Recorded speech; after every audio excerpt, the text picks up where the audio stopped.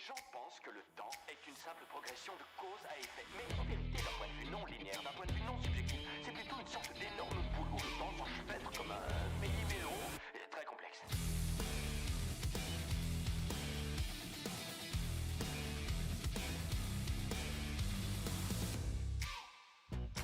I'm always here and there. Oh, I fear of missing out and hate what I've become. And I'm torn.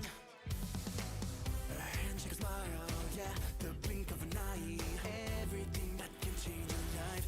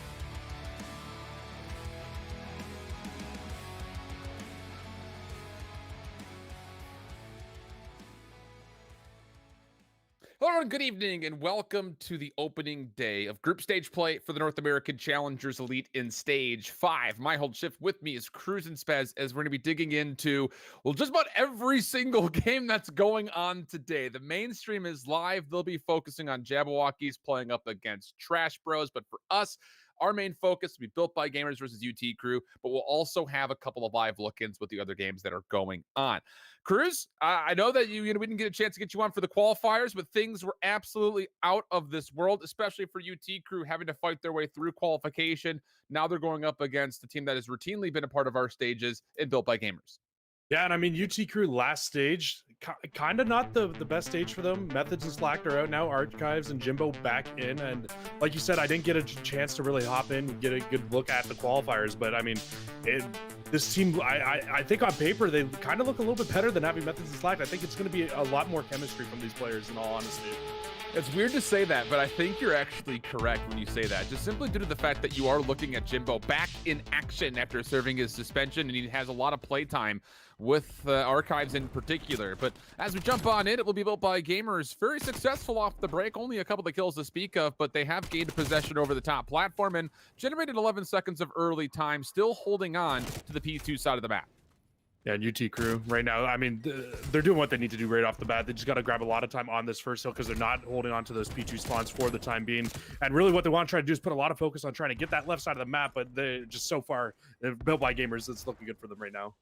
It is just Archives, the last player up top over through top green. And actually, as a couple of kills come through for UT Crew, they will free Archives to move a little bit more aggressively over towards the second hard point. Still 10 seconds to fight for over the first hill, but I say fight for very loosely, considering that it's really just going to be conceded from BBG, mostly focused on getting into the second hard point. But it's not looking great for them so far. They have the proximal spawns that they want, but the setup is not good for an initial break, and Phantoms make sure of that by finding one more elimination mid-map. And yeah, they're doing a great job right now of just kind of zoning out the hill, stopping all the players from Built by Gamers, of just being able to push in constantly and just really attack those points. As I say that, Built by Gamers, they will find 4 men down and be able to push forward, but now they got to make sure they can try to push out of this side of the map so that they don't get spawn trapped for the next one. Pentagram is right here to do just that. A little slow start for him, but he does provide a very pivotal role, finding the kill mid-map and also giving information to Kisman on what exactly UT Crew are trying to do. 25 seconds left on the old time here for P2, and it does look like Archives wants to try to finesse around this, maybe contest a little while longer, but Semtech spam will likely mean that it's just going to be conceded, and UT Crew will default to setting up for P3. Oh, I thought Pander, just for a second there, might have been able to slip through, get over towards the next hill, but it's not going to look like it right now. UT Crew, they're going to send one player back. That's player 8, Archives, who's actually just going to be sitting in the back trying to make sure they hold on to these spawns for the next hill. And everybody on UT Crew can honestly stay pushed pretty far forward, because if you spawn, you're just going to spawn right back with your boys. Oh, great stuff here from Dylan, just locking things down underneath the floating tank, finding himself on 3 in a row before eventually dropping. But like you mentioned, the anchor is good. He'll spawn right up in front of the hard point.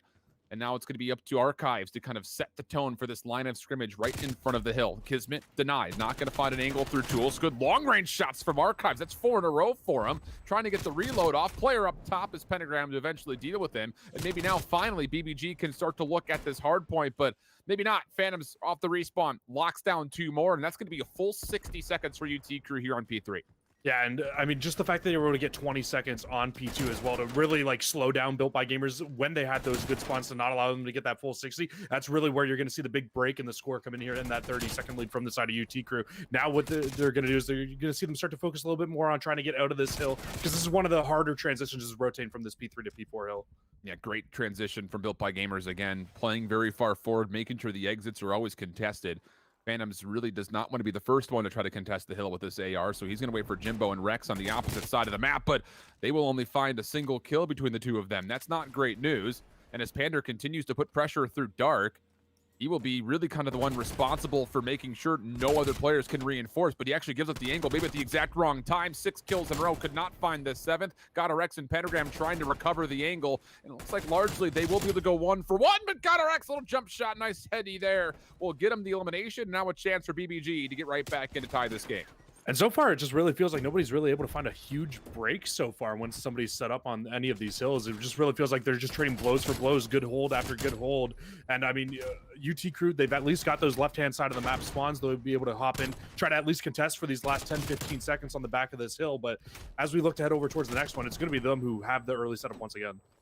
Got to get this high ground if you're built by gamers. Pentagram tagged up, waiting for a little bit of help as BBG continued to have that right side of the minimap spawn, which is not where you want to be. And I was about to say, watch out, that barrel is on fire. Pentagram runs right into it, kamikazeing, and that will be enough for an opportunity for UT Crew to take the glorious, essentially free kill and turn it into hardpoint time. But a couple eliminations off the respawn for BBG are looking positive. They've gained control of bricks and cobble, and an opportunity for them to get right on into square and maybe find a little bit of contest time, but they don't really have the clearance from the high ground as of yet. So for now, hardpoint will stay neutral as both teams continue to vie for position. And at the very least, at least they're doing a good job of not allowing UT Crew to get a good hold on this hill. They will find a few kills through the middle of the map as UT Crew as they try to finally get a little bit of time here on this hill, which they were early set up for. Maybe got 10-15 seconds right off the rip, but really it's kind of been all built by gamers, just shutting them down every time UT Crew has touched inside of this hill. And the first time we went through this set of rotations back to hill 1, it really was all UT Crew on that hill as built by gamers put a lot of focus on P2, but then lost it right towards the end. Rex for an impressive 3 kills. He was at 5 HP for the majority of those gunfights. Really good stuff, but it unfortunately amounts to nothing as inconsequentially UT Crew, they fall but still find themselves on top of the first hard point. So just about a 40-point lead here for UT Crew, built by gamers with the spawns on the left-hand side of the map, have found their way on to contest and actually generate some score. UT Crew hoping to get Jimbo some space to work through the vents, but doesn't like the look of it, and as he backs out, he finds himself looking at a couple of BBG members who do take him out, and that's going to be the better part of the first 30 seconds scored for BBG. And I mean, I think this is the best amount of time that we've seen BBG get on this first hill so far through this game as well. And you can already see UT Crew, they've just decided, hey, you know what, let's just put a bunch of focus now on these P2 hill because Built by Gamers have put so much focus on hill 1. They think that there's an opening in the back, and it's exactly what there is. As you can see, Jimbo's pushing through the back. He was able to get 1. We'll see if he can find a few more back. You're not going to be the case. Built by Gamers will at least shut that down, be able to hold on to those P2 spawns for now. This rotation from our first set of hills was great for UT Crew, putting a lot of attention to try to reprise, but Built by Gamers aware of it and throwing extra numbers of their own to make sure they can contest, and boy do they. They do more than that. In fact, they fully get a wipe, and now a chance for Rex, who's had an incredible game so far, 22 and 13 with a minute 20 of hill time. Literally call him Mr. Do-It-All. He's able to help BBG not just win this hill, but also retake the lead really since the opening moments. They have gained a 10-point cushion, and UT Crew are having a really tough time even trying to work through the middle of the map as Kismet finds 3 just off screen, and UT Crew's hopes of getting in are not great. And the oh no is exactly right, because UT Crew are actually spawning behind this hill and they're in threat of being spawn trapped. That's exactly what I was about to say. This is the worst possible situation for UT Crew. Not only do you not get any early time on this hill, but now Built by Gamers, because they push so far forward, they're able to flip those spawns out, spawn UT Crew back in the back, and now Built by Gamers have a chance to be able to flip this and hold on to not only the remainder of this time, but also get a good setup and try to get a full 60 like we saw UT Crew do last time as we head towards the third hill. Things could get very dangerous very quickly here. UT Crew needing a break. Pentagram up top has a Semtex that actually allows him to find the final damage needed to get down Jimbo. But that does push him out of tools for a moment. UT Crew trying to take that position away, but not going to be allowed to as Pentagram comes back to the fight. And now a chance for him to really scout out what exactly UT Crew wants to do. He is the furthest forward defensive player, and he's actually found himself a Krig 6 to use. Jimbo tagged up, trying to get away with his life, and very fortunate to do so. Actually baits Kismet into the waiting arms of Phantoms, but at long range, Pander runs out of ammunition, but his teammates are there to assist, and the team shots are good as Built by Gamers continue to feast in the kill feed, and they're threatening to get past the 200-point mark early. I think arguably P3 is becoming even more of a money hill than what we've seen P2 as earlier on in the hill, earlier on in the year, because like you can even see it here in this Challengers game. P3 has not been broken one time, and we've seen the hill twice, and it has just been absolute great holds from both teams so far on this hill. I mean, Built by Gamers, they're putting themselves right at that situation now where they can start looking forward to being able to pull this game 1 away now at the 212-point mark, only needing 38 seconds left to be able to close this one out. Luckily for UT Crew, though, they do have the good positioning in that top side of the map. Big gunfights right here, though. Archives trying to hold on to his life inside the hill. No trophy system to keep him safe. Pentagram spamming the angle confirms the elimination. Now Phantom's up top. He cannot go into the hill. He has to hold down this position from the high ground. Rex is sitting right there with him. and that will be enough for them to say, okay, let's get someone on the hard point. Doesn't matter what weapon you have. Let's just start getting some score. 30 seconds left on the fourth hill. Kismet from behind finds one up top. Keeps his life. Now rotating down low. GodRx has snuck into the hill, but the kills for UT Crew are still at least decent enough for them to try to break up this back 20 seconds, or are they? It's just down to Jimbo. He flies from the top ropes, finds himself his 6th straight kill, and wants GodRx. This would be for 7, but no! Does not get the streak, and the scrap time confirmed for BBG. GodRx right now reminding me of him in the CDL last season, just absolutely lighting it up, putting the team on his back right now, 25 and 16.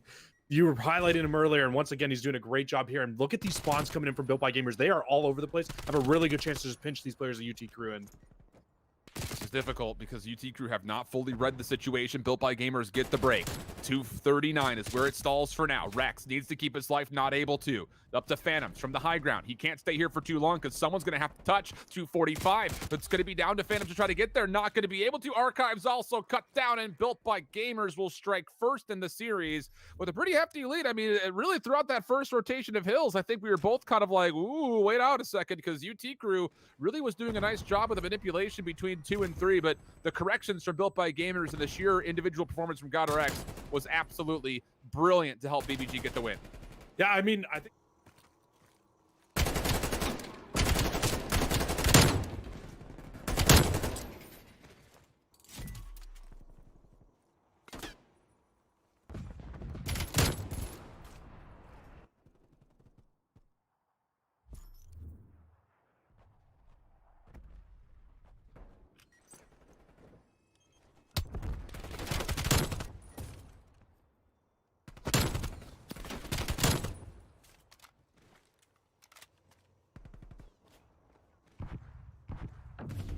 They'll also find a pretty hefty win on Garrison, and we continue to swap into the other series going on off stream, at least from the mainstream's POV. It's Lore Gaming versus No One Shoots Back, and so far very tight game, but No One Shoots Back has had a great month of June, and they're off to a great start here as well versus Lore. Yeah, and I mean, you love to see Fire starting to pick it up a little bit here, back into the league once again. And I mean, he's been doing a great job, but oh my God, Ramby just found 3 through the back. Great shots from him as well. But I mean, right now, just looking at this game, it just looks like Shoot Back have been probably holding on, getting a good amount of time on the hills, and honestly, probably just keeping in control of the rotations a lot better than what we've seen Lore do so far. Indeed, it's a very interesting squad. I mean, you just talk about how Mohawk has been kind of dancing between a number of teams so far this year. This time, he's got Spartan Prolute with Fire, really good collection around him, and they've been impressive. Like I mentioned, all through June, they've won a couple of the opens. They did really well at the last cup, and of course, they qualified to get into stage 5 in the first place. So good stuff here as we do rotate over towards Garage. It is Ramby first one there, but Fire absolutely smokes him, and the numbers for Lore are just not going to be good enough to hold unless Perform can do something miraculous. He will not be able to. It's Prolute on 4, having a monster game at 23 and 14. Happy birthday to that guy, as it looks like No One Shoots Back could potentially just close the game out here with one good hold. Yeah, absolutely. They can hold it out here. I mean, only needing 20 seconds left. It's going to have to be a break from Lore literally right now if they want to try to get on in, and they'll send and enforce the hill. Only one player left will be Prolute in the hill on 5. If he can find this last one, we'll close the game. It's not going to be the case, though. Ramby will find it. Player still has a chance to find this kill, get these back. A little bit of time here. It's just... they're still reinforcing the hill, so it's getting so tough. Okay, I think that gunfight there, though, that should at least focus these last 15 seconds towards the side of Lore. But now they got to rotate all the way across the map. Yeah, Ramby in the back of jungle needs to hold his life, Perform quickly, trying to rotate over to help, but it's Prolute who's dealing with it. Reads that, yep, there are actually 2 more members that are in the back over here. Gonna maybe need a little bit of help. The Semtex comes through. Spart, unfortunately, off the timing, gives up the angle at the exact wrong time. So jungle has been possessed for Lore, but it's still No One Shoots Back, dealing with it. Fire and Spart, team shots coming through, just up to Yeez to touch. No one's going to be able to, and No One Shoots Back will find the win. Another convincing hard point. So we've seen all 3 series, at least in some form, or all 3 matches in some form. Really convincing stuff through and through. I will say that is a bit surprising. I think just generally speaking that, you know, all 6 teams that we have in the matchup that we currently are going to be watching them, they should all be pretty closely matched. You got a bunch of teams that just came out of the qualifiers largely playing up against each other, and Built by Gamers who, yeah, finished top 4 last stage, but have kind of been a Dr. Jekyll to Mr. Hyde type of situation throughout their stage through the Elite, where they're great some days, poor on others. Looks like so far, just in the first map, that they could be on for one of their great days, though, as we look forward to map number 2. Yeah, I mean, Built by Gamers, like you said, it really is.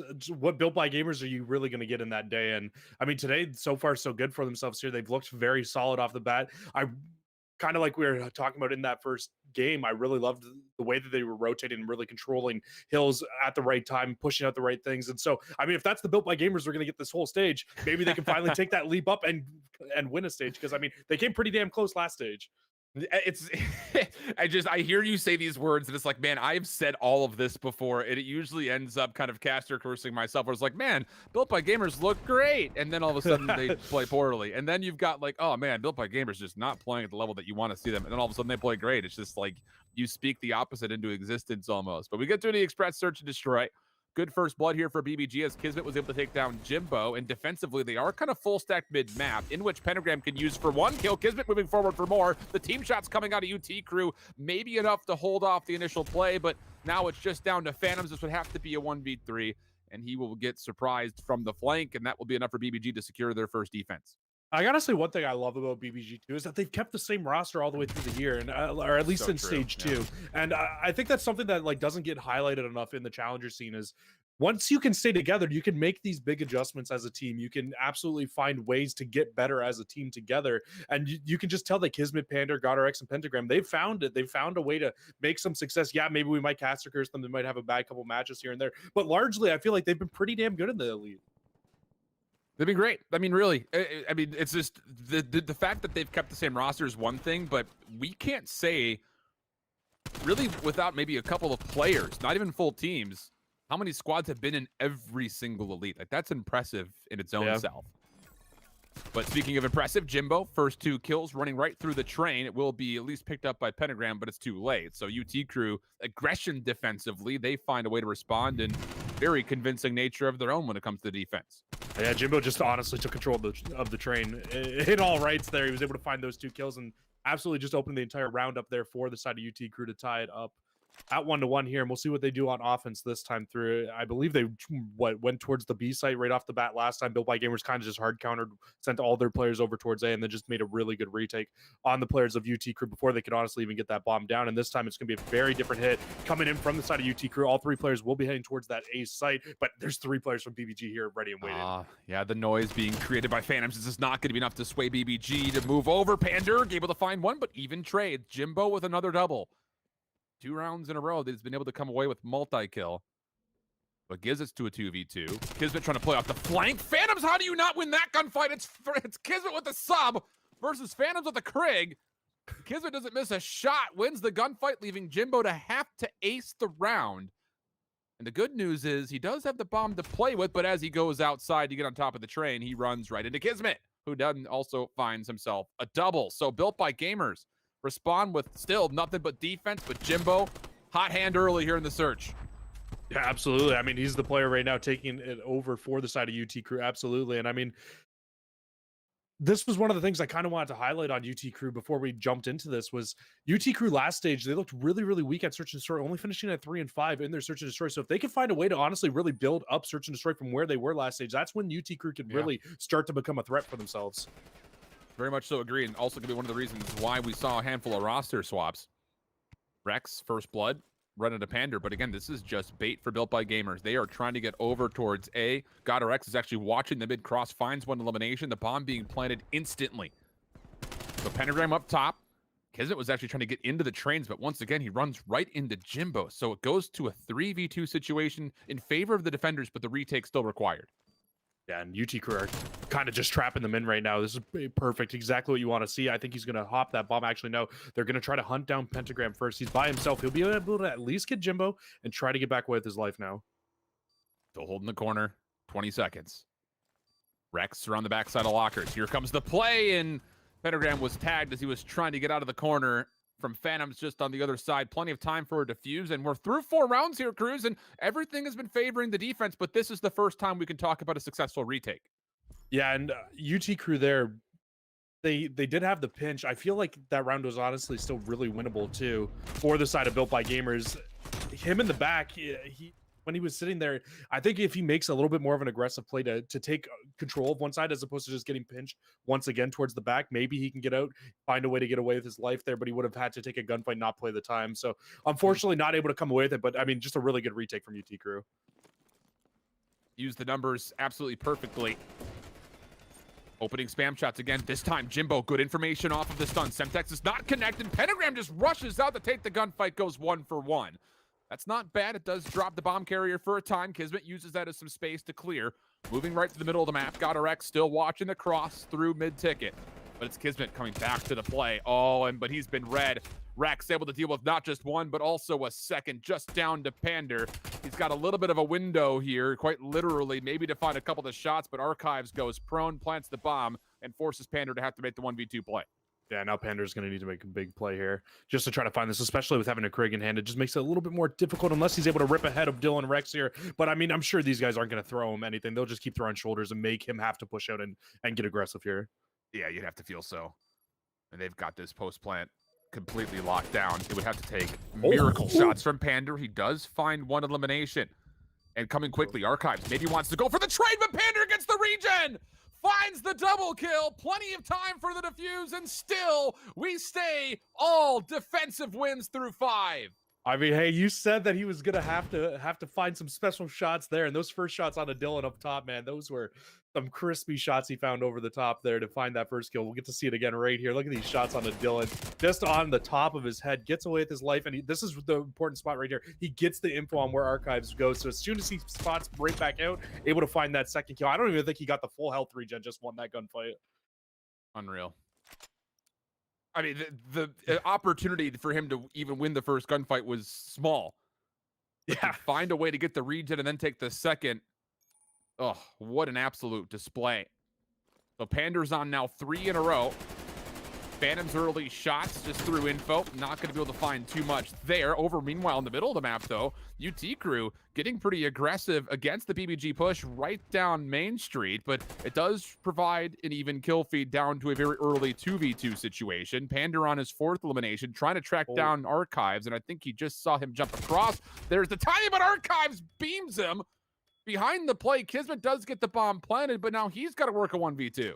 A very similar situation to the last time we saw Built by Gamers on offense. The bomb will go down and they'll have one player left, but look at this time. He takes control of one side of the map, something his teammate didn't do in the last round. And now, yes, Archives will have the information on where he is, but Kismet can check this from so many different angles to make sure he's not on it.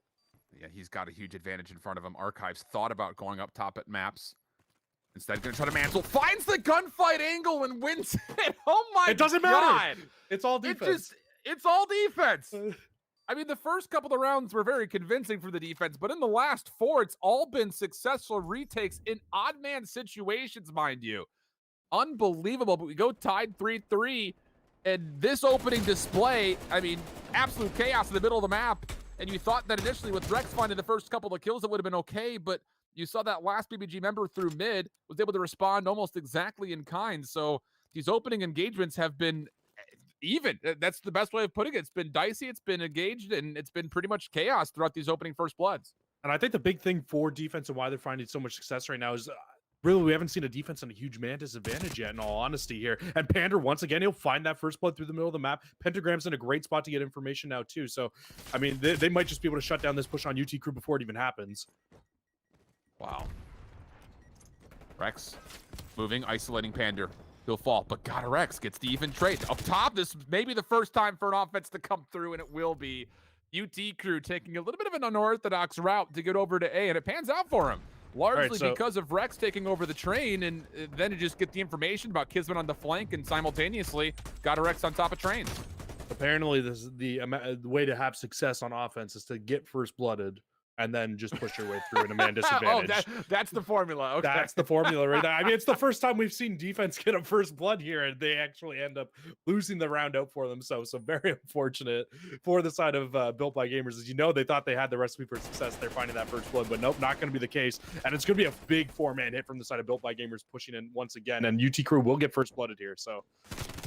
And the second shots do come through. Archives, at least for an instant trade, wants to go up top, finds him the double just on the top rung of the ladder, wants to move quickly. He finds GodRx as well. That's 3 for Archives. Would have loved to have had a chance at the 4th, but Pander finds the elimination. What point of contact? Still good. Phantoms finds the kill, and UT Crew now gaining some separation.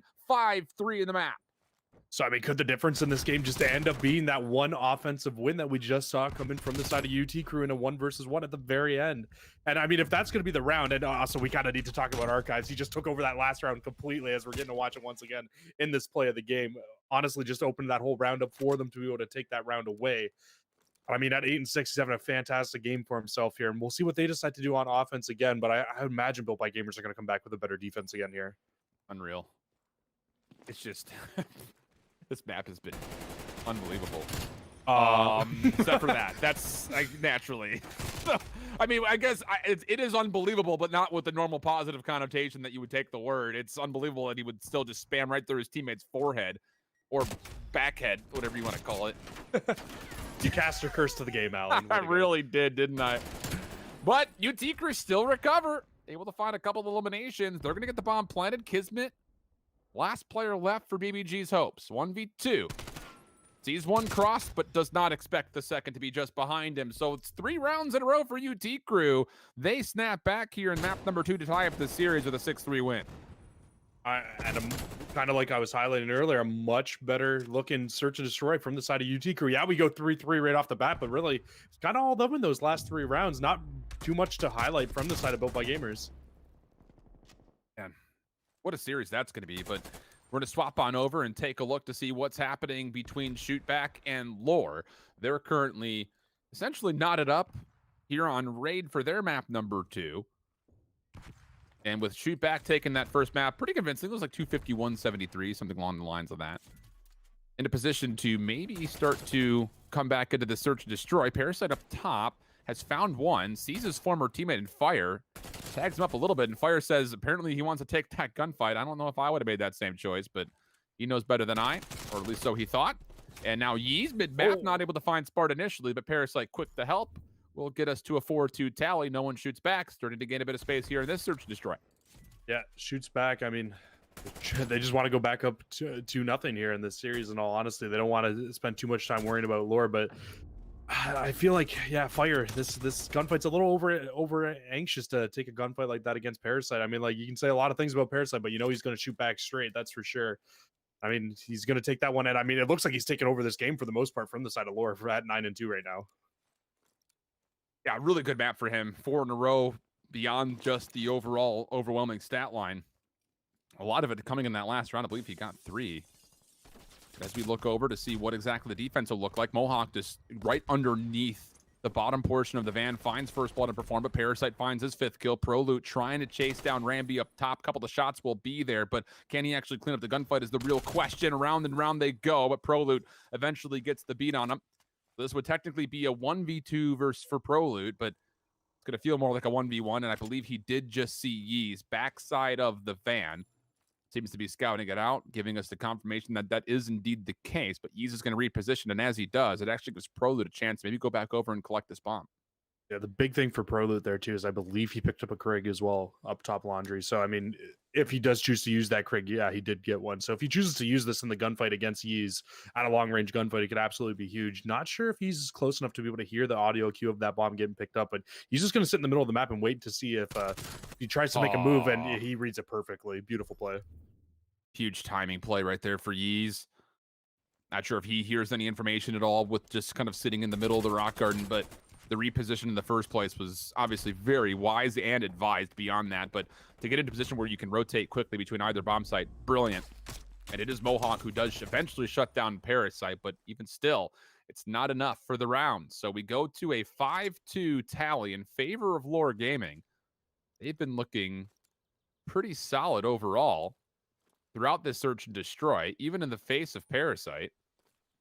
Going 10-3. I mean, the whole team has been looking pretty strong and collected. So here comes maybe the round tie this series up, but it's going to be a 3-man hit. Actually, all 4 members here at the B site. Quick play coming through. What an angle that is from Spart to make sure Proloot stays safe, and the 2 of them combined for a double. The former duo from the New York Subliners Academy really showing their tandem experience. It's just down to Yeez. To be a 1v4 situation. He does find the first. Proloot on the back, though, will find the elimination, and looks like actually our teammates are a bit mixed up, which confused me, but it's 5-3 in favor of Lore Gaming here. Yeah, and Lore, they're going to take that one, and as a really, really clean win from themselves there to close that out. Wait, that didn't close it. Am I? Yeah, our teammates got a little backwards. Right there, my, yeah. that, okay. I was a little all over the place there, but. Yeah, I got confused as well, I'm not going to lie. So for Lore Gaming, go ahead. Oh, I was just gonna say, so shoot back that are on the left then, correct? Yeah, they're in the yellow and on the left, yeah. So they're still trying to make their comeback here in this round, but I mean, shoot back, they're doing a good job. They just got to find a way to close out these rounds in the middle of them, in all honesty. Proloot mid-map has the bomb. Not exactly the gunfight that you're going to want to take, and uh-oh. Somebody from shoot back just DC'd. That's not great news. Proloot's going to find a kill. Meanwhile, though, into Parasite. So we've got a 3v3 for this round. Fire is trying to come around the backside of Laundry, and he actually has gained some really good space for the offense to get this bomb planted today. But the retake for shoot back is going to be, for Lore. The colors are absolutely mixing me up. They're trying to make their way through the middle of the map for this retake, but they're not going to be able to find any kills, at least not initially. You've got Yeez who's trying to come through driveway. Ramby mid-map. Couple of shots over towards Spart, but a trophy will keep him safe, meaning that Yeez has to try to push on in to try to get a pinch with Perform. They go 1 for 1. Time becoming a problem, though. 17 seconds on the clock. Perform will drop. It's just down to Ramby. And, well, he will find 1, but can he get enough time to grab the second? That's the problem, as the bomb is planted for top Laundry. Proloot goes to check. The kill will not be there, and there would not be enough time for a defuse. So this map will continue. It'll be 4-5, still an advantage for Lore. That's huge, too, with shoot back being able to win that round with the man disadvantage. They instantly force it into a 4-4, or sorry, into a 3-3, and just able to close out once they got that bomb down. It's huge. I would assume that this will stop and they'll get they'll get them back in here for at least the last 2 rounds of this. I'd have to assume so. We'll see what unfolds, though. He may have been able to reconnect while we were waiting. Looks like the answer is going to be no, so I imagine they're going to back out, like you mentioned, and just play that from a 5-4 tally. We'll try to keep an eye on it, though. If they do end up doing that, it looks like that's the case, and yeah, it will be.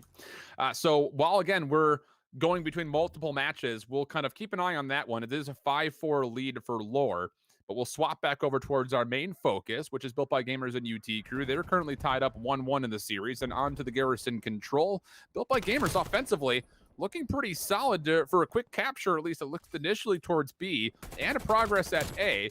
We're down to a 9 playing up against 8, and UT Crew just had another 50 seconds or 8 lives to kill off, whatever is more convenient. And them getting Kismet out of their spawn there is huge, because Kismet was in a spot where he could have absolutely done some damage, and now Phantoms and Rex are going to find 2 kills through the middle of the map, give themselves a little bit of a man advantage here, and really, they just got to keep shutting down this Built by Gamers push as they try to push through Cobble. We'll see what happens. It's going to be a pretty passive setup. They're only going to have 1 realistic chance to open up this site. For BBG, win condition is the objective, not necessarily the kills, unless they can find a couple eliminations here. Pentagram onto the site. Archives tagged up, but still finds a kill. Rex right behind him, finding another, but the trades do come through. 4v5, clock stop. Vander over towards the back alley, finds another. That's 3 in a row for him. Now long range on the Phantoms. Beautiful stuff, but a Semtex will deny him. 2v3, third tick of progress on the way. Someone has to touch it. No one's going to get there in time. Oh, no, Archives touches for a split second, but could not keep his life. In BBG, in the final moments, with few lives, they are able to work their way back onto the A zone and get the full capture. And I mean, just looking at this round from when we came into it, you got to think that this whole round was probably won by this big play by Kismet here. Just being able to get so much far forward pressure and really get the side of UT Crew kind of on the back foot, on the not be able to contest over towards the B site, and then it just makes that transition over to A so much easier. Yeah, they do get shut down the first time through, but it just kind of gives them confidence to be able to push on forward. And who was it at the very end there? Was it GodRX that was going off? I can't remember, but he found 4 in a row right at the very end, and it was just absolutely able to shut down the side of UT Crew. Little picture-in-picture action for you guys at home as we're taking a look on the live look-in for what's going on with Lore and Shootback. Remember, that is a 5-4 tally in that search and destroy favoring Lore. They seem to be in a 3v3 situation at the moment, so keep your eyes over there if you're looking for the results of the search and destroy. Our commentary will still focus on the main portion of the screen, which is here at BBG and UT Crew. And for UT Crew, pretty solid overall towards B, at least initially. There is a little bit of resiliency being forced by the side of Built by Gamers, and they do actually get full clearance. Plus, beyond that, not just on the zone, they actually clear the first tick of progress as it was never confirmed.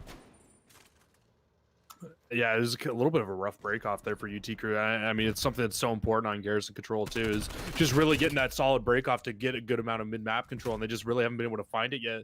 And Built by Gamers, they now have a chance to try to push forward. You can already see Pentagram putting a ton of focus on that spawn. He will get shut down right off the bat though. But now UT Crew looking like they're going to try to send Jimbo over towards the safe side. He's going to get a lot of information here as he hears these stuns and everything come on in, and he's just going to get shut down right away once again. Yeah, simply overwhelmed. And as the picture fades away, I believe it was Lore Gaming who did win that one round on the recovery. So they, I believe, win that search and destroy 6-4. Not a lot of time left on the clock. UT Crew desperately trying to make their way to B, and look at Kismet. Not actually going to play for the flank. Wants to move forward to make sure nobody gets into lights. He finds one. Good shots on the Phantoms. Now wants to take the challenge. Finds a healthy Archives, but that doesn't matter. Now Pander from the back, but it's Kismet overall. He will find 3 of the 4. That's 4 straight for him this life. 10 seconds on the clock, and Kismet has changed his position looking for a 5th. He will be denied by Jimbo, and it looks like UT Crew should be able to touch. It just comes down to, will they expect Pentagram behind? The answer clearly a no, as he finds 1 damage in directs as Dylan will fall, and Built by Gamers recover defensively to go up 2-0 in the Garrison Control. And that's the struggle with not winning your break off on this map mode combo, is just on offense. It makes it so hard because there's so many little spots that Built by Gamers can continuously just push through and get into your face, find small little nooks and crannies to hide in on this map. And they're kind of just stuck at that situation where you kind of need to find a 4-man down wipe if you want to be able to get a full control of that B site to be able to push out. And they just never were really able to get it if you're UT Crew. No. And just a little finesse, the cutesy plays through mid-map out of the SMGs for Built by Gamers. That's largely something that, you know, just kind of thinking and reflecting back in the past, kind of cost them a number of times where, like, you would try to see someone make a rogue play when the timing wasn't great. That's been polished. You know, even in the hardpoint when we saw them doing the exact same thing on Garrison, these SMGs have been really slippery. So that's good news if you're a BBG fan, that much is for sure, as even off the break here, they do find success with 2 members right on top of the A zone. A 3rd could stack if they want to, but instead, it's going to be Pander finding Phantoms up top in green, and an opportunity for this to be a 2nd tick of progress, but beyond that, Pander could actually keep contesting the high ground. Yeah, and with them finding those kills in green, it forced Built by Gamers, or sorry, forces UT Crew to put a lot more focus on that green side of the map, because they don't want to not only lose this point, but also lose the spawns over there. But UT Crew, they will find those 2 kills in top green, be able to push out and actually be able to shut down that push over towards B. Now they got to get a guy on it to really try to get that tick back. Otherwise, it's going to be really quick that Built by Gamers can just hop back on and really shut it down. Well, 3rd tick of progress stalled. Dylan trying to hold on to this, not having the ability to play for the depletion. His teammates are rushing over, trying to make sure that does occur, and that's 1 good kill, a 2nd beyond that for 4 in a row, and nearly actually gets a stick onto Pentagram playing through mid-map. So that will once more not just put some pressure on, but allow the side of UT Crew to clear that 3rd tick of progress. Dylan now on 5. 1 more potentially around the corner. It's Kismet who gets the better of him on the slide, and now an opportunity for Built by Gamers with 23 seconds on the clock to try to build 1 more setup for this B hit, and that kill from GodRX very may have just allowed them to do just that.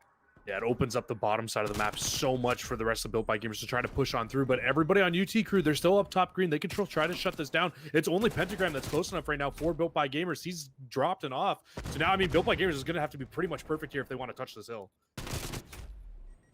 Oh, this comes down to, can someone slide on and touch? Yes, GodRX the first, but Archives lines up 3, and that will essentially save and secure the defense, as Built by Gamers push was really looking solid, but it's Archives right here.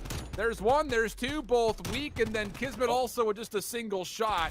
Probably the easiest cleanup Archives will ever find, but an important one nonetheless. As a Built by Gamers, if they get there and find the kill into Archives, that's an extra 60 seconds on the clock, no doubt. That might have been the easiest three-piece I've ever seen in my life for Archives there. Is he just, I think it was, what, one bullet in each there that he's able to find and just able to shut that down. UT Crew will see if they can get a better break off here, because that's really what hindered them and slowed them down on that last offense for themselves here. And they're going to send all three players in towards the bottom of B, but it's Pentagram again, able to at least shut down the first. This time through, they're able to at least find two through the middle of the map and get a little bit of pressure on a B. Yeah, this is interesting, I think, just to see what Built by Gamers want to do here. They're trying to challenge through lights, but Panda with the Krig not able to find Rex. Semtex will finish him off. Kismet making sure trophies stay safe, but at least for UT Crew, they have confirmed 1 tick of progress. Gonna have to obviously do much more than that. They need to win this attacking round in full. Jimbo down low, predicted by Pentagram. That will mean that Built by Gamers not only have some considerable control over the B zone, but they can actually try to retake this middle of the map, which is where they were so dangerous in their previous defense. But the kills around the zone, not successful. So it's just got RX, and he kind of finds himself up a creek without a paddle, and UT Crew punish. 1 stick comes through for Kismet, but doesn't win the second gunfight. And now it's not just progress being made on B. You've got Jimbo getting a little bit of time here on A. Yeah, this is perfect for UT Crew. And if you're Built by Gamers, you just need to chalk B at this point. Put all your focus now over towards A, because you can't let Jimbo get a solo tick over here by himself. They will be able to at least shut that push down for the time being. But I mean, a much better looking offense from UT Crew here so far. Okay, opportunity. Put some pressure on, especially in the live count, as UT Crew get the extra 60 seconds and maintain what was a small life lead, but it is dwindled down to no life lead. Now Scott RX able to find that kill to tie things at 18 lives apiece. Archives there to find the response, but it's gonna have to do more than that, and wasn't exactly sure where Pentagram had positioned. So Built by Gamers, right back in the middle of the map to try to contest at least a little bit further forward if they want to. They decide to wait for help, make sure they set themselves up cleanly. And Pander, I imagine, did a little bit of damage to make sure that Jimbo was essentially an enforced team kill. So even exchanges through in 60 seconds to play here, Jesse. Yeah, they haven't really been able to find any kills in succession if you're UT Crew to really be able to hinder this Built by Gamers push. But with them being able to find that one there, we'll see where player 2 spawns up. GodRX will spawn up towards that lower side. So I mean, if you're UT Crew, you gotta go, and you gotta go now. And Archives will find one, and Jimbo finds 2 through the front. So I mean, a perfect break comes in from UT Crew.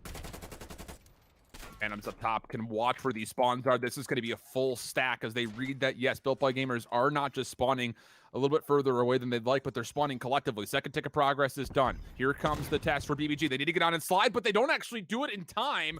Ooh, I don't know. That was a little bit of, you want to go? You go. No, I don't want to go. You go. And no one actually is able to touch in time to even consider the word contest. And that means we're going to see around 5, and I won't lie, I'm not really sure what's going to happen here for who has what side, simply due to how close these last couple of rounds have been. Yeah, I was honestly just thinking the same thing. I have no idea who's got offense or defense here. I guess we'll get to find out right now. So we'll be Built by Gamers again on defense. I guess that first defense that they had for themselves there, just strong enough to be able to really hold off UT Crew, because I don't even think they allowed them to get a tick on either zone through that. So might have just been enough from the side of Built by Gamers. And I mean, they're going to need another defense like that here in this round, because, I mean, UT Crew, they looked a lot better in that last offense than they did the first time. All right, we'll see what happens here. Opening engagement to the middle of the map. It's actually Built by Gamers getting really far forward. I mean, just going back to their first successful defense, this is what the map looked like as UT Crew were trying to hit towards B. They had to keep considering players in the back. Pentagram has actually found 2. Jimbo making sure the vent stays in favor of UT Crew's on 4 in a row, but you need to kill Pentagram. He slipped around the vans, almost gets the turn on to Phantoms, but clearance is there. But the problem is it takes a lot of time. 48 seconds on the clock, and UT Crew, they need to find progress on this hit if they want to have a chance at the attacking round at all. How many grenades can Dylan eat in that quarter there? That's at least 3 he stays alive from. And then Built by Gamers follow up those 3 grenades and are able to reinforce onto that hill over towards B and just really shut this down again. And I thought we were almost going to see a repeat of last round when UT Crew, right towards the end, they were able to get a ton of map control over towards B and really shut it down from the side of Built by Gamers. But Built by Gamers this time through, they're at least able to restabilize, get back control in the middle of the map here. A little bit of stall on the clock for Archives, but there's really no chance. Oh my God, RX. What? There's what? And that may have just saved the attempt. It's down to just Pentagram to hold on to this time, as you've actually got Phantom stalling the clock at A. 2 players are here at B, and oh my goodness, the whiff shots from GodRx may have just determined what happens in this round 5. He finds one trying to correct, but Archives gets the better of him again. An extra 60 seconds is on the clock. GodRx may have just let this round go. Oh, I'm feeling a little bit like last round here. Who got streaks? I never even saw that come on through here for themselves. But yeah, that's so unfortunate that he misses those couple shots in the back and isn't able to shut down the push. And now UT Crew, once again, we're gonna have even lives. No. UT Crew make a big pinch on the hill, and they're able to get in once again here. Oh, but the Semtex does get Jimbo before he can get the trophy system down. There are some trades coming through. Rex trying to clear the back alley. Does not expect a player nearby, and Semtex is again confirming kills. Phantoms, how many are you good for is the real question. He's good for nothing. Archives traded away. Jimbo, next one forward, and also the last UT Crew member in the mix. He also drops. So now UT Crew have to fight their way across the map again. They only have 9 lives to do this. Built by Gamers, complete control over the zone, and some players contesting mid-map, but Kismet, as he finds one, cannot slide away. So UT Crew, the posturing, now turning into action as they find positions in and around Brick, but Pentagram takes an off angle, comes outside, finds a kill. We've got an 8v5 with 26 seconds. Pretty much the same situation we saw last round through, and it's really going to have to be if they can find a few kills in the middle of the map and force that spawn out again for Built by Gamers if UT Crew want to take this round. Last hit. Pander dealt with quickly. UT Crew, they're going to be able to get here. Kismet up top. He's got a little bit of help from Pentagram, but these are both the SMGs, but it might be enough. Pentagram for 2. Kismet gets the final. No one's going to touch in time, and well, there's only one left. It's just Phantoms. He's not going to be able to get there. 1v6, no time. Not even find the final kill. So some wonky gunfights in this one, but Built by Gamers. They get a 3-2 win after GodRx gets absolutely turned on in probably one of the ugliest gunfights I've seen in months. But still, it's the SMGs of Pentagram and Kismet that get the job done and lock down the round. Is that one going on your had bad this week? Or? It definitely would if I was still doing it. Wow. Yeah, that was rough. But we're gonna hop back on in now with UYU and Team Canada here, and UYU looks like they are up 1-0, and they did win that search and destroy as well. So a little bit making it this series a little bit more respectful in that first hard point that we saw from themselves. And it looks like our colors are a bit backwards once again, as Team Canada will be the team on. They'll be in the white and red, I think, or I don't know, one of the two. It's difficult when you've got both two white teams. and red. Yeah, they're 2 teams that have the same color scheme. So it's UIU in the red arrows, Team Canada in the white. We had the same problem, I remember, when we were doing the qualifiers, where it's like, what colors do you make these guys? Because they have the exact same colors. But it will be a 1-1 tie so far. Offensive round coming through for Team Canada gives them an opportunity to get into this round 3 and hopefully set themselves up for success. Welling onto the A zone first, able to find Diamond Con, but does not expect Exotic to be right next to him, so the kills come through evenly. Cruz making sure that also stays the case. And that will be enough for realistically just a pretty much 50-50 battle over the middle. But Exotic does find an entrance to move pretty far over towards yellow. He's on 5 in a row and in a position where he might be able to fight for a streak. Dave is in a similar spot as he's on 4 straight. But as Exotic falls, now we turn that attention for potential score streak just to Dave. Yeah, and so, I mean, with the way that we hopped into this, I would assume that both won their first offenses from this. So Team Canada so far looking like they're having a bound in those first 2 rounds here, at least from what we can tell, with both lives being at 23-23 here. But now you'll finally see UYU can try to get a little bit further forward, hop onto the A side, and now they're going to start getting a little bit of tick progression in there. Okay, it's been a very uncharacteristic first stream match here when it comes down to all of our squads. We've had a couple of weirdness happening. But this one probably the most peculiar, as it's been all offense so far, and Team Canada now getting aggressive. Diamond Con for 1 reads the second, but cannot finish the kill onto Juan. Royalty still a part of this play onto A, but it's Cruz from behind. He's able to find a couple of kills to clear the zone, and beyond that, deplete even the first tick of progress, which was never fully secured. So UIU, good recovery here. 1 life advantage for them at the moment. And well, Lee, it's mid-map. That's the big problem. It just feels like for Team Canada, after they get wiped right there, they've got really no clue on how they want to try to repossess this play. And it's really kind of split focus, and UIU's feasting off the opportunity. Absolutely taking control of everything right now. And just like you said, really just taking advantage of the mistakes that Team Canada are making. But Royalty, I mean, Captain Canada himself right here, he's going to push far forward as he can. He's going to get onto the A site, at least for the time being, for the side of Team Canada. And they'll be able to at least two-stack this. So first tick of progress will come in for themselves here. And it's going to force a lot of players on UIU to try to put focus. But Royalty continuing on this huge streak underneath. And, I mean, they'll get 2 ticks. They might even be able to get the 3rd if they can find Noisy. But no, a nice push from Noisy and Welly from UIU to at least shut down that push over towards it.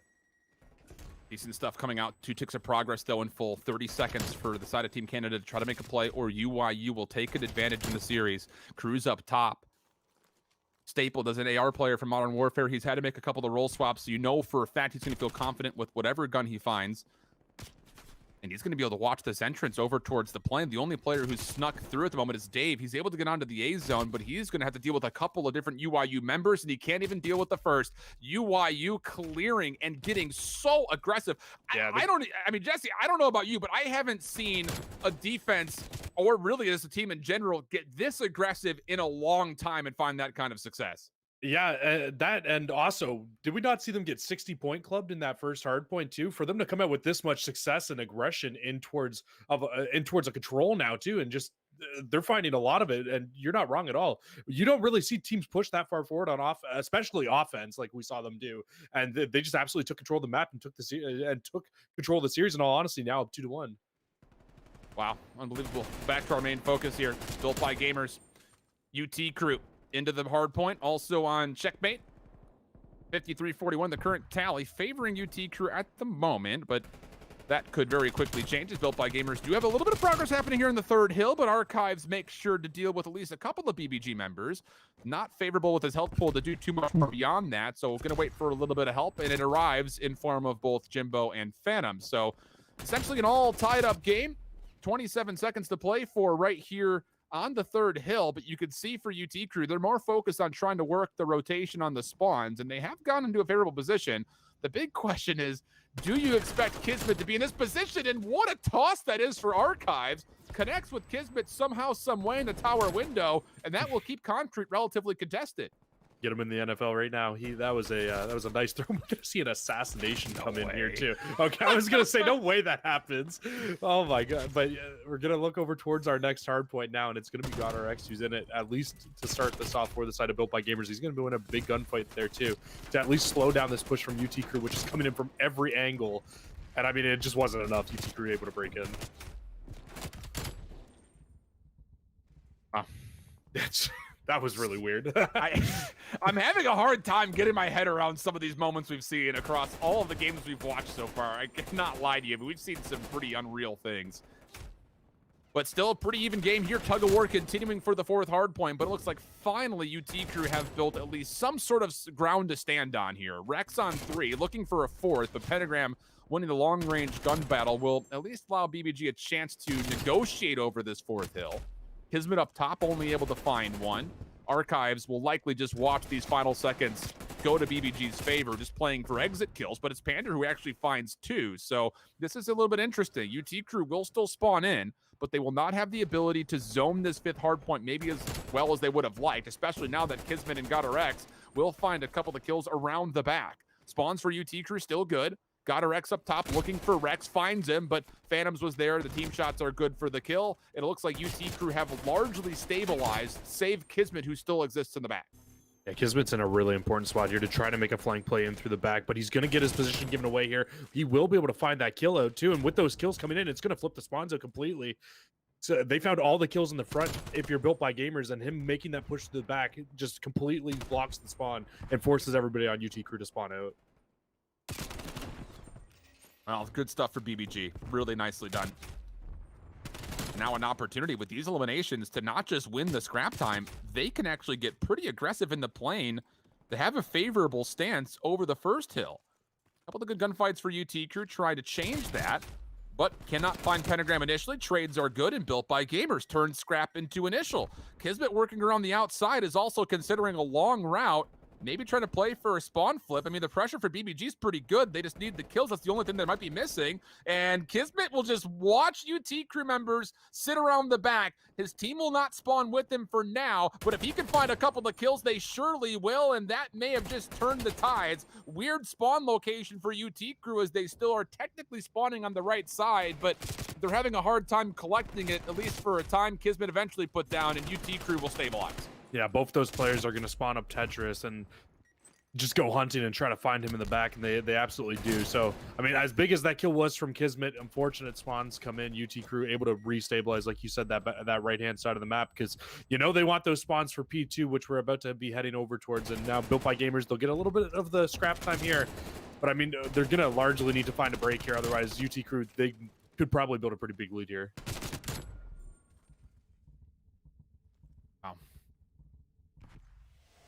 UT crew a chance get their setup. Kismet, he's been really the thorn in the side throughout a lot of these hard points and really the respawns in general, but this time shut down. Pander red, he will be traded, so UT crew good through the first 20. And for Built by Gamers, you have to use this position from GodRx. Get a stack going, find a way to get a setup, and hit this zone from multiple angles. Here comes the play. Phantoms, oh, does not win the gunfight versus GodRx. Much better from here in this map, 17 and 15 overall. Opens up an angle from the side. BBG trying to touch to contest, but the shots in the gunfights, it turns down to just Pander versus Archives. The gunfight won, and ooh, take a look. Pentagram actually spawns right inside a tube, essentially. More UT crew members essentially getting split spawns between both locations of being around the plane and in the back, but in the end, it's Built by Gamers who collect the scrap time, but they still find themselves down about 15 points. I don't even think that's worst case scenario for UT crew there either, because Built by Gamers are all going to be forced to spawn up on that right hand side of the map now, and UT crew they can put a lot of pressure on trying to zone them out and keeping them there. Built by Gamers will end up getting a split spawn out though, so at least they get out of it. But now UT crew can literally just do the same thing on the opposite side of the map now. Good time here for UT crew early on the third hard point. Rex not able to find the gunfight win versus Kismet. So Built by Gamers can contest, and as they do, a couple of kills will come through, and there actually are enough gunfight wins for BBG to turn the color of this hard point into that lovely shade of purple. Other gunfight though for Kismet, not one onto Rex. Semtex plus Jimbo will deny GodRx, and the hard point will go neutral for now. Opportunity maybe here for UT crew to start working their way back, not just under the hill, but also over towards the fourth. That could build a huge margin between them and BBG in the late stages of this hard point, but the kill's not going to be favorable for that fact. So Built by Gamers recover. They've got a pretty solid look to get some initial time here on 4. Problem is they do not hold the middle of the map as Archives wins the battle in the plane. And this is where we really saw UT crew get a good amount of time in that last set of rotations as well, was they were able to pinch out and get a good amount of time here onto P4, but Built by Gamers a much better job of being able to break back into the hill. I think once they got broken the last set through, it was all UT crew right after. So the fact that Built by Gamers already able to get back in, already looking like a little bit more success than that first set of rotations on this same exact hill. And I mean, it's going to be scrappy for the remainder of this time, but so far it's looking like it's okay for Built by Gamers. Looking great for Built by Gamers. Kismet in the middle of the map is making life difficult for UT crew, who were trying to play through the hard point to get around to the backside of the 5th hill, but Jimbo caught in wood, not able to find an exit. Archives, the only hope now for UT crew's play for initial time at 5, does find 1 elimination, but cannot do anything more beyond that. The scrap time, though, has been earned. This will get UT crew over the 200-point threshold, and beyond that, the pressure they put into concrete actually forces GodRx to spawn out. So quickly now, Built by Gamers need to recover as they do get into the hill first, but they do not have spawns, at least not as of yet. Jimbo finds one, turns and catches GodRx with a Semtex in hand, and UT crew, they're able to open up the back, find the hard point plus the spawns, and a chance to put the game away here. They were not ready for Jimbo in the back. And the crazy thing about this time through, if you're UT crew, is you had a great hold on this the first time through. This time you don't need to worry about GodRx in your back trying to break through. Oh, is it going to be enough, though? It's going to be the hit from the front that actually gains the space as Pentagram finds a couple eliminations, and now 25 seconds on the hill. GodRx putting some pressure on UT crew off spawn. GodRx! Oh my goodness, an incredible double. That should all but certainly secure the back 15 seconds of scrap time, which means that we'll be sitting right around an even game. Pander around the backside of the engine finds one into Archives, cannot do more as Jimbo gets the trade. Numbers are Built by Gamers starting to work their way in towards the central hull of the plane, but Phantoms is already here. He's got help from Rex. So can the ARs of UT Crew lock down this initial gunfight? Answer so far, no. Kismet, thinking he has some space to work around the back, has exited, and as he does, he finds more. Panda inside, not gonna find UT Crew's members that are existing, so it's just down to Kismet from the back. He will clean up one, finds the second, deals with it, and it's Kismet on 5 as BBG retake the lead. Built by Gamers, they can take the win here on this hill. There's still enough time, but if you're UT Crew, all you're trying to do right now is just hop in, try to play the contest time, and it's exactly what you're seeing Archives do there. He's just sitting up in that contest spot, does finally push a little bit forward here for them. And I mean, it's looking like this game is gonna end up going back to P2, and who's in the control of those spawns right now? It is still UT Crew. Yeah, but you do have streaks. Kismet has gone on 8 in a row, looking for maybe even 9, and he finds it. Jimbo runs right into his crosshairs. The artillery strike not going to find any success. So can Kismet actually find value with these streaks? That's the question. BBG is not in a position to actually get a setup to go over towards the second hill, but Kismet finds an angle onto Jimbo. That's 10 in a row for Kismet. Papa Kiz moving quickly. UT Crew spawning out. Kill number 11 for Kismet. Could it be? Might not even need to.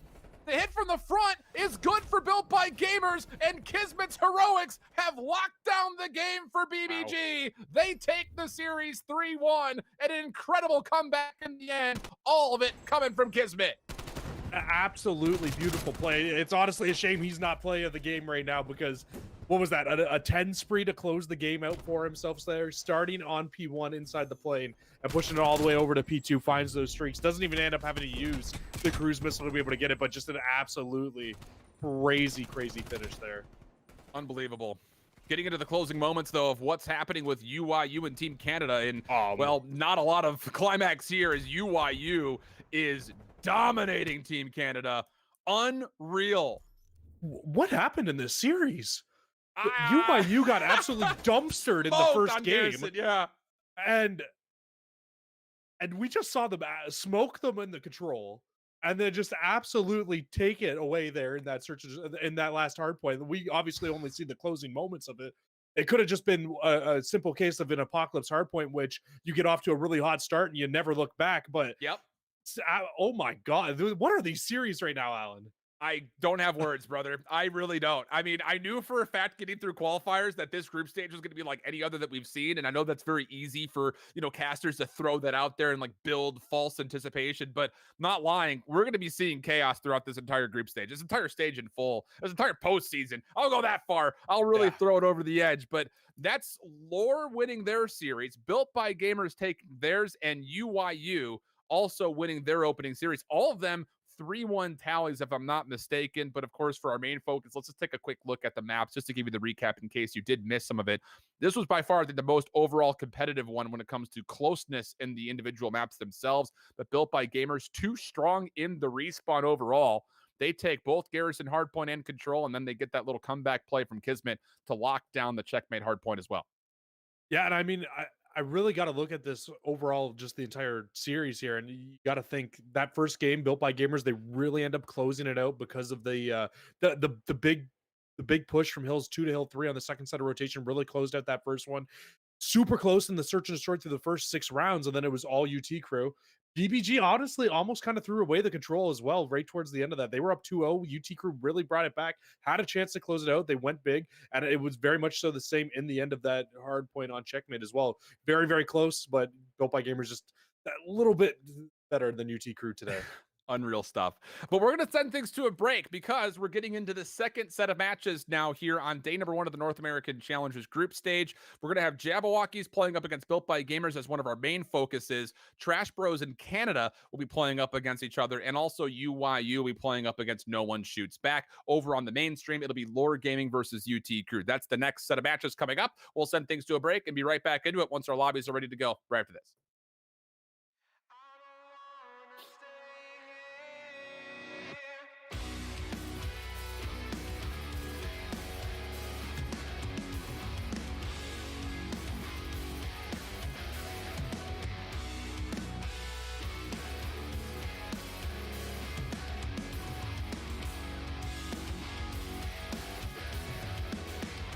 In search of perfection, you lack direction.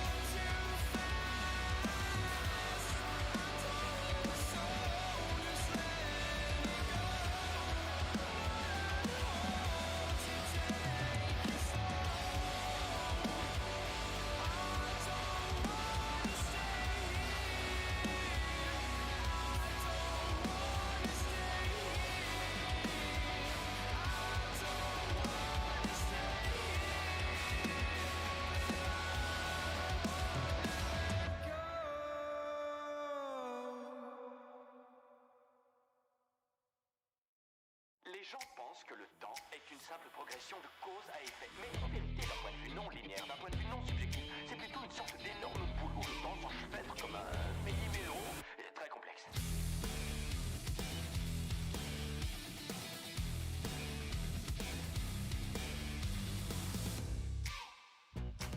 I'm always here and there. Whoa. I fear of missing out and hate what I've become. And I'm torn. A handshake, a smile, yeah, the blink of an eye. Everything that can change your life in a minute. Ooh, probabilities, which way is made for me? Don't know who I wanna be. Under my skin,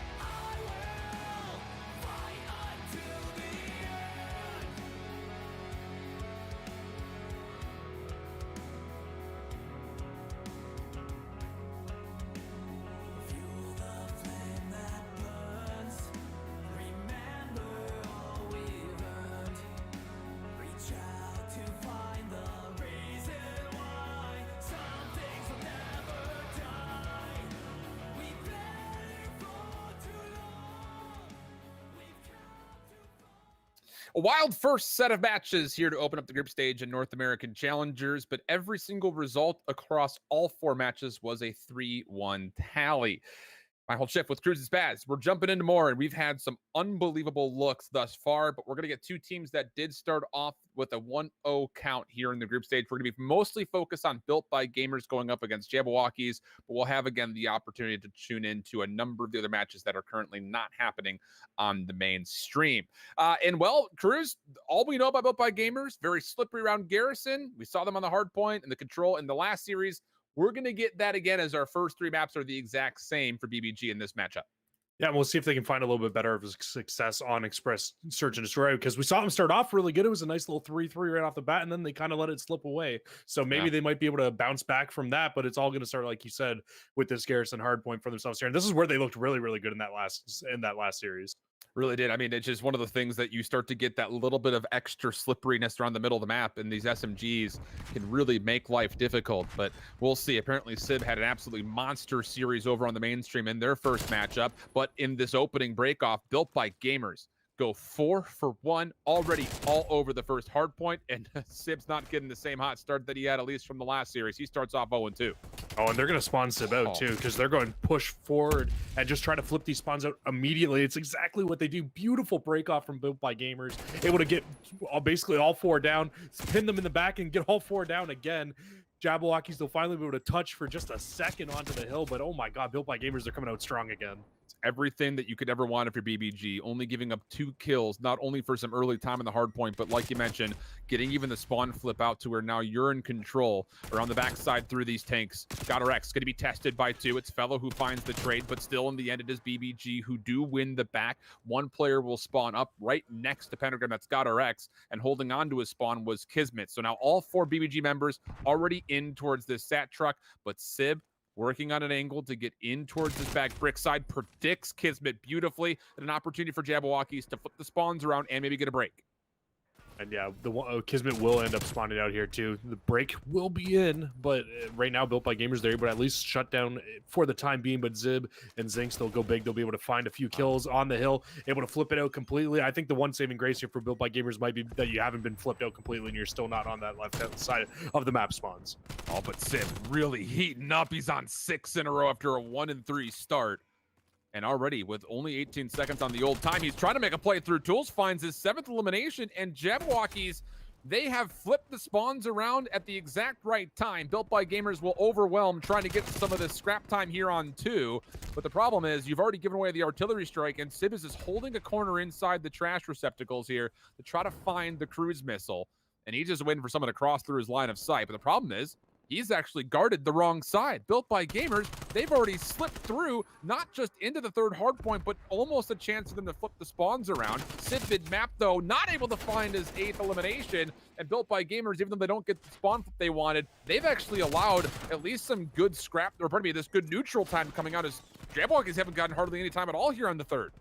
It's kind of crazy too, because Sib slows down there, and it's like I kind of feel like Sib is always at his best when he's playing fast. So it's like maybe if he plays a little bit faster there, he finds those streaks. It's not going to be the case though. But Jabbawockeez, like you said, they've been in control of this hill the whole time, haven't really gotten a ton of time, but now they'll finally be set up to try to get these back 20 seconds. But it's going to be a break from Built by Gamers coming through the front. And Kismet's just going to lay down in this hill and just try to contest her and get a little bit of time here that he can. I feel like a lot of the audience is going to look at 60-48 and say, oh, this is still a close game. But honestly speaking, that moment right there for Built by Gamers is unbelievable. You only allow 20 seconds at most for Jabbawockeez to get time after they had the initial setup and Sid building towards streaks towards the 3rd hill. That's absolutely incredible. And now beyond that, you open up the 4th hill to your favor. Streaks are going to be called in as Sib wants to try to clear with the artillery. Doesn't find anything besides just Pentagram. So even though Built by Gamers are off the point, they still have some members that are nearby. Pander being one of them. He finds 1 elimination, actually turns it into a 2nd. So once more, Built by Gamers survive through the score streaks and are in a position to try to keep this hard point neutral for a time. Sib's really playing an off angle right now too, like just trying to find like just a little bit of information, trying to be that thorn in the side of Built by Gamers to not even allow them to get close to this hill. And I mean, he's doing a good job. Jabbawockeez, I think they've gotten more time on this hill than what we saw them get on P2. And I mean, that's all, like you said, all thanks to Built by Gamers and the job that they were able to do. But once again, Built by Gamers, they will get back into this hill. They'll be able to get these back 10. And I mean, they're spawning Jabbawockeez so far away from this next hill right now. Not great news here, because it's not just the simple fact that you need to get through this wave of kills. You've got to find a way to even see this 5th hard point. And number 6 in Fellow will actually spawn behind. Split spawns, actually parallel spawns going on. Panda is actually right next to Fellow, who does sneak in towards Cobble. But there will be an opportunity, you would feel like, for Built by Gamers to try to get this kill. Fellow trying to stay alive. Zink's there to assist them. They find one together. They get a second. Pentagram, not liking the look of this gunfight, also falls. And Kismet desperately tries to clear away the players from Jabbawockeez, but it may not make a difference as our team in red get their way through. And it's all because Fellow and Zinks were able to hold off the BBG spawns. And now they're in one of those spots, if you're Jabbawockeez, where you can pin Built by Gamers in the back and just keep them back there, not only for this hill, but also for the P1 hill, which is coming up right after this. They can try to get and build a very good lead here, and Decimate also now building towards some streaks for himself. 5 in a row, looking for 6, grabs it, nearly gets Pentagram, who ran right into the line of sight of Desi. Sib picking up the trade, and the time here on 5th. Initially, I mean, we were looking at this, Jesse, we were like, there's no way Jabbawockeez were even going to see this hard point.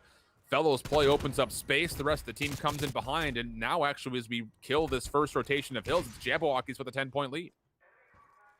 Yeah, this has been a very weird hard point so far, hasn't it? We really thought they were going to get a good amount of time on that at first, or on P3. They weren't able to grab any time there.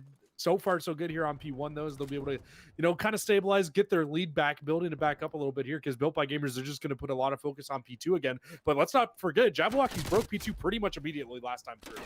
They really did, and now with these opening eliminations coming through on towards the middle portion of this first hard point, the lead is getting a bit egregious. Pentagram mantling over the edge, nearly gets some RNG hipfire favor, but it will not connect, and Built by Gamers once more have to be tested on this rotation to the second hill, as they will concede the large majority of the scrap time. They will win this rotation, at least initially, but like you mentioned, Jabbawockeez were really good on their break attempt last time around. Can they find a way to repeat that? Fellow able to find at least a trade through lights. Got our X. We'll see one player crossing into the bricks tires area, trying to chase down the elimination, goes to the prone drop shot. Desi will fall. Got our X actually surviving through Pander's Semtex that went right by his head. And now you have an opportunity for Built by Gamers to try to bunker down onto this hard point. But here come Jabbawockeez from the back. They've got the favorite spawns. They're looking for a way to break, but it's all down to, can you find these opening eliminations? And I mean, it looks like Built by Gamers so far, it's so good for them. They're at least able to slow down that push from the side of Jabbawockeez, and you can already see Jabbawockeez, they're going to start to put a little bit more focus on that right-hand side of the map as well, because they want to keep Built by Gamers spawning on the left, like we saw them do the last time through. This is the last player for them. God or X will fall, so Jabbawockeez takes them a little bit longer this time, but the same break does end up coming in. Taking a look to see what exactly the map is going to look like. Jabbawockeez once more right in position towards the third hard point, but Built by Gamers have a very quick exit. They can get the middle of the map. They're trying to clear it to make sure everything is safe, and then you set up for a break attempt. They were so good here last time. You kind of feel like, based on the current score, they're going to have to be really good here once again. Pentagram flying forward, gets Fellow down to 9 HP, but cannot finish the gunfight, and Desi on the other side of the map will find a simultaneous elimination. So Jabbawockeez, good start here for this initial hold, but they're not in a position to necessarily either bunker or zone away this hill. So Kismet around the back. Oh, he misses a chance on the Fellow, gets a second opportunity, but Desi there for the trade. Sid and Zinks also flying on in, meaning that Jabbawockeez once more can start collecting score. I think the big difference for me there on this hold, we saw Built by Gamers, they did a great job, like you said, on the first set of rotations, not allowing Jabbawockeez to get a good amount of time here, was the fact that you don't have Sid playing streaks this time. He's playing in the middle of the map. He's able to help reinforce that hill for the side of Jabbawockeez. And I mean, from a hill that they got basically no time off of last time, that with a good setup, they get almost another full 60 here for themselves.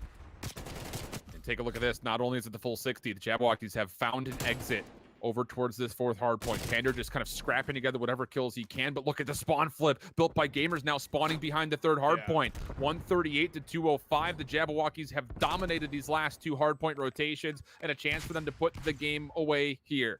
Goddard X not having the greatest game compared to what he had last time around, is 16 and 21. Not able to find Fellow at long range. Kismet trying to clear the high ground, but he's lost Zinks for a small time. Able to eventually track him down for the eliminations, but at a certain point, BBG need to start turning into the hard point pressure, and finally with the numbers, they'll do just that. Yeah, that spawn out helps out Built by Gamers so much there. Otherwise, they were in a spot where they could have just been pinched inside and in towards the old hill and just allowed Jabbawockeez to come away with the win. But Kismet, he gets that kill top green. He's able to at least shut that down for the time being. But you can already see Sib and the rest of the Jabbawockeez, they're trying to put more focus on this hill, trying to shut it down, and they're not allowing Built by Gamers to get any time here, even though Built by Gamers are the team who are closest to the hill. Jabbawockeez are just there constantly to shut them down. Yeah, and realistically, if you're Built by Gamers, you don't need to play for this scrap time. You just need to lock down this next rotation. Fellows in the lights already. Not initially going to expect Pander, but still gets a look at the gunfight. Not going to come out into favor. Pander finds himself a double. A massive second kill. Now tracking down Sid, but weakened up too much. Sid able to stay alive. 18 HP. Semtex will deny him. Built by Gamers still trying to claw their way into this fifth hill, and watch out for Zinx, who did spawn in, but not going to make a difference. It's red by Pander for the elimination. Now Built by Gamers finally getting just enough sway over the hard point to start getting some time. Just need to clean up the last couple of contestants, and you can look at this back 30 seconds very favorably. Yeah, big adjustment for Built by Gamers on this set of rotations too. Is the first time we saw Jabbawockeez just pin them in the back there. They couldn't get anywhere near this hill. This time Built by Gamers, they're able to at least settle down their spawn a little bit here. But this is where we saw Jabbawockeez look so good the last set through, and this is why you see Pentagram pushing out through the back. He wants to make sure they don't get spawn trapped and give another full 60 to Jabbawockeez on P1 once again. Split spawn situation. Jabbawockeez can be able to hit from multiple sides. Sib finds one. Got her X. Able to finish off the elimination. Also knows Desi's inside. Goes to the pistol, but Desi beats him to the punch. Kismet now mid-map. 3 kills in a row for him as the first hard point opens up. Pentagram still also in the mix. The SMGs were so clutch for Built by Gamers in their first map of their last series right here on Garrison. You feel like they're going to have to be that way once again. Zinx slipping through from the bridge side. Finds one. Not going to get the second. Kismet mid-map though on 4. Also falls as Jabbawockeez a chance to contest this first hard point. It's really this gunfight with Fellow here. He's going to get knocked off the hill. It gives Built by Gamers another good chance to be able to at least get up, get into this contestation spot. And I mean, they're not even being contested right now. They're doing a great job of holding on to this, but they can't even afford to give up any time here. I don't think Jabbawockeez can win on this hill anymore. No. So now we're going to see the full focus from Built by Gamers put their attention towards P2. Gotter-X needs to win at least one gunfight. He's not able to get it. The scrap time is going to be conceded by BBG. They need to win this rotation over to the second hill.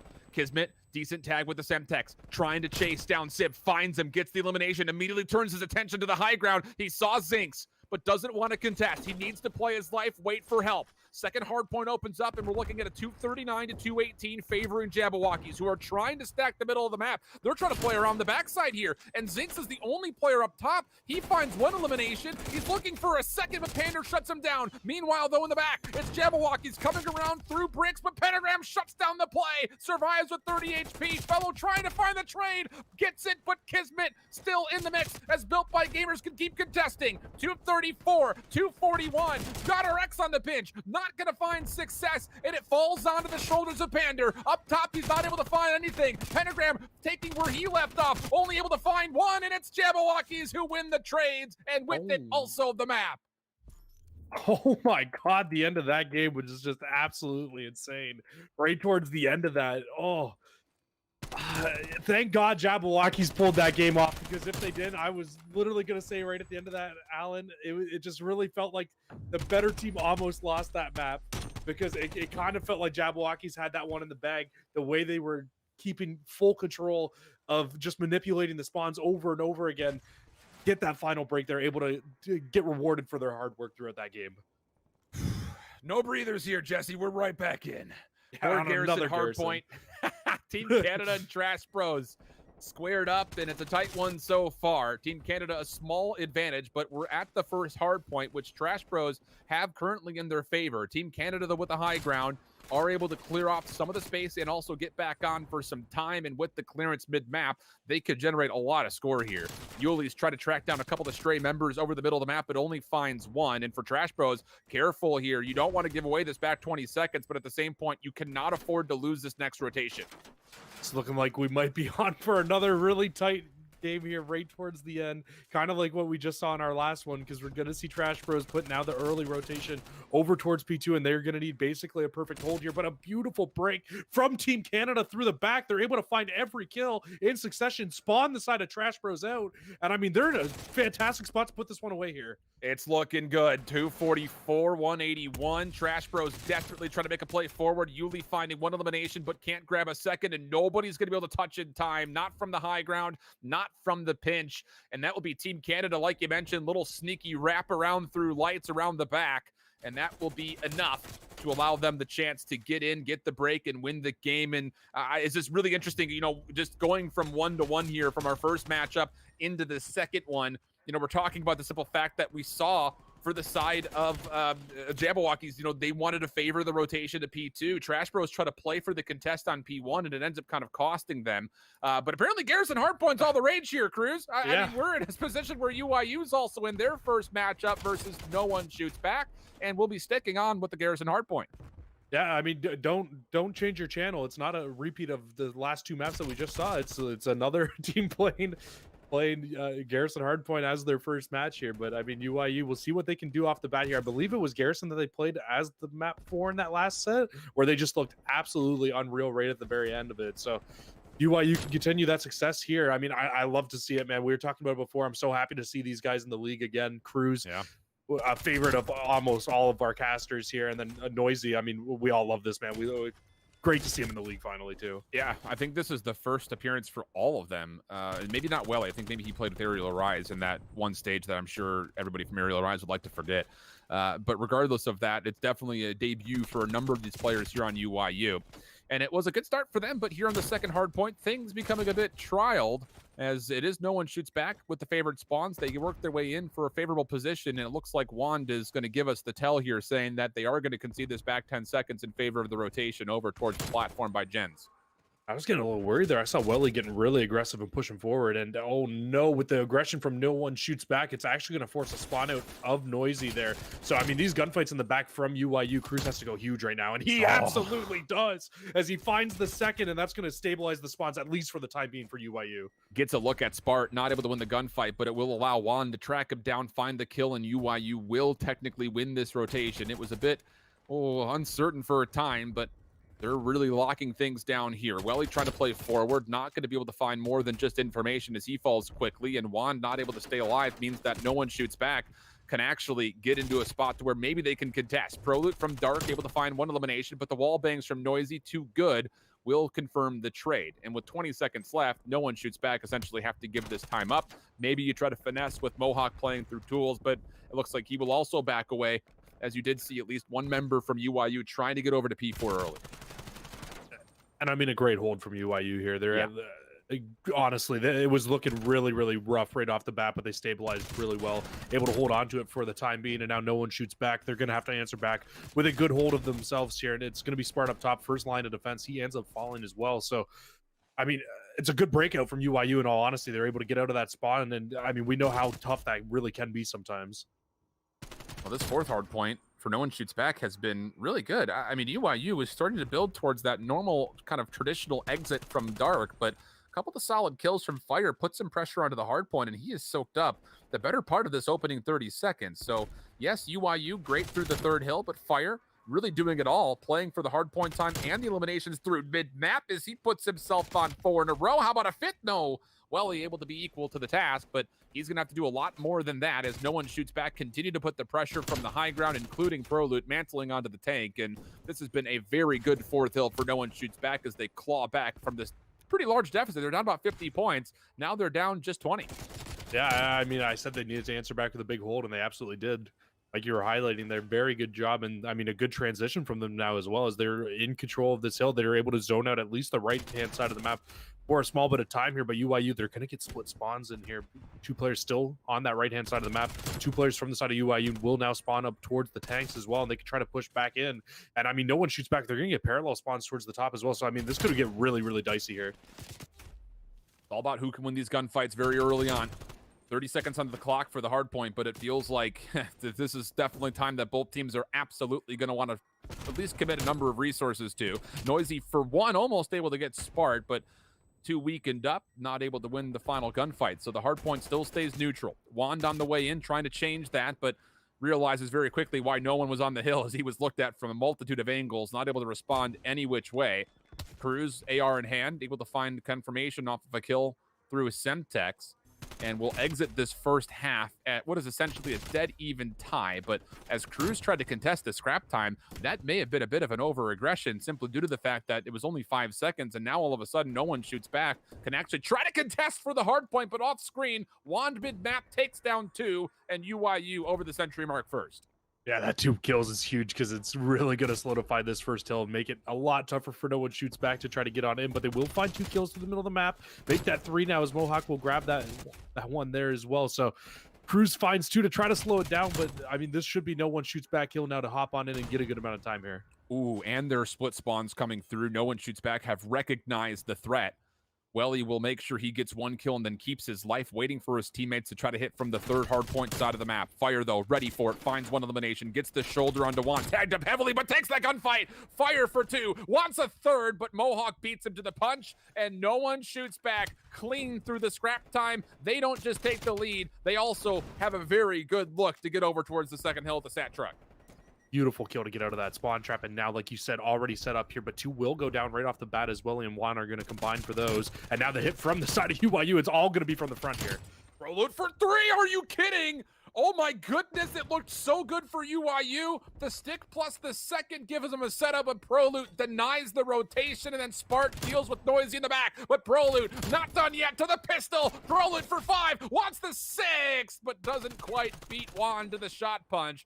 So as Sprees put to bed, but for no one shoots back, you came, you saw, you conquered. 155, 109, still 25 seconds to play. Fire, a little pirouette for the fans at home, but not able to fully get the kill onto Welly, who is considering if he wants to contest this. And it looks like once more UYU is going to default to just giving this away and play for exits. And this is where UYU was the strongest in that last set of rotations, because we saw them get around an 80-point lead here on P3. And I mean, no one shoots back. It's been all of them since then. So UYU, once again, like you said, they need to absolutely answer with a huge hold here on this P2 hill to bring themselves back in this game now. Real stuff. Proloot, one of the big reasons why this lead is where it is at the moment. Still, UYU on this rotation to 3. They were great here last time. They need to be, again, full 60, not necessarily required, but at least 45 would be nice. And look at no one shoots back. They're pushing through the middle of the map.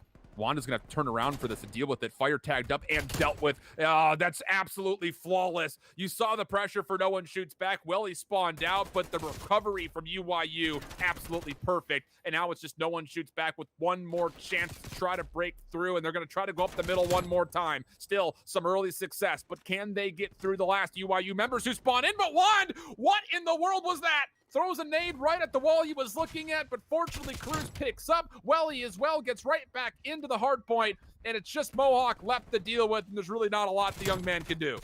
Now UYU, they're able to get themselves back in this game.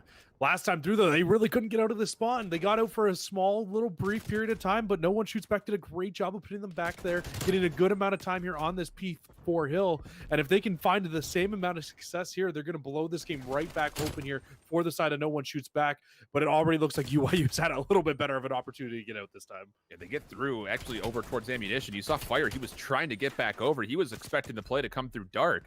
Not the case. And Fire, who was so big to help not only get score, but almost streaks for no one shoots back on this hard point. Last time we were here, he was shut down very quickly initially, but you expect him to get right back where he had left off, and he is going to be able to do just that.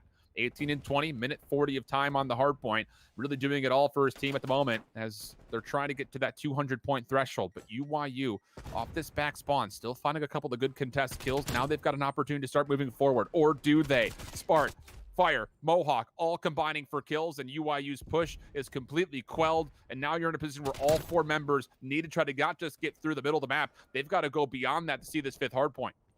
That was rough. The back half of that P4 hill looked much like the first time we saw that hill, and it was just all no one shoots back. Then once they got control, they were able to just really pin it. I think Proloot still knows that there's one in the back here in Cruz. He's just trying to hunt him down, find that kill. Cruz will find it though, so at least able to stay there and make a pinch now if you're UYU, and they can try to pin the side of no one shoots back in the back of the spawn here. But you got to get kills. That's the big thing. Crew's the first one to fall. Welly also drops Spart, able to help out for Prolude's elimination. It's just Juan left, but wait a second. Spawn's in the back. This very well may catch No One Shoots Back off guard. Prolude's trying to find a kill onto Juan. Very fortunately does. The rest of his teammates turning around. Long-range shots from Prolude. 30 kills for the birthday boy. Having himself a hell of a day. He will eventually drop in UYU. Will make sure the game does not end here on the 5th, but there's still so much they have to do to even get to this first hard point. Fire even putting pressure on the old time. And yeah, he's not going to win the game there, but his teammates will on the first hill. No One Shoots Back. A great early rotation in the second set of hills. Gives them a lead that was just too insurmountable for UYU. Yeah, they were just in a really, really unfortunate spot there. But I mean, with the action does not stop here, Alan. We're already hopping back in with the first game, and it's going to be right into the search and destroy here. And Jabbawockeez, it looks like they're up 4-2 already. Unreal stuff, man. This stage is just going to be I'm so hard excited to choose like what game you want to watch. Like it's just going to be unbelievable. But Jabbawockeez, after their really nice win on BBG from the Garrison Hardpoint, pretty favorable so far. I mean, 8-4 for Desi as they find themselves up 4-2 in the search here on Express. And Built by Gamers, you know, they did lose this map to UT Crew pretty convincingly. It was 6-3 then. And Jabbawockeez are actually really playing around with this offense, throwing a couple of nades over towards B just to throw some consideration into the minds of BBG's defense. But the play is coming to A. And Fellow, I think he just saw all the information he needed to right there in that shoulder peak. He's going to wait for help, deals with the trophy system, but Kismet has snuck super far forward. This comes down to the timing of this play. Wants Fellow, doesn't get the kill, tries to back away, but no. Desi denies the opportunity, and simultaneously, Sid does find a second elimination. Numbers now for Jabbawockeez offense as they plan today.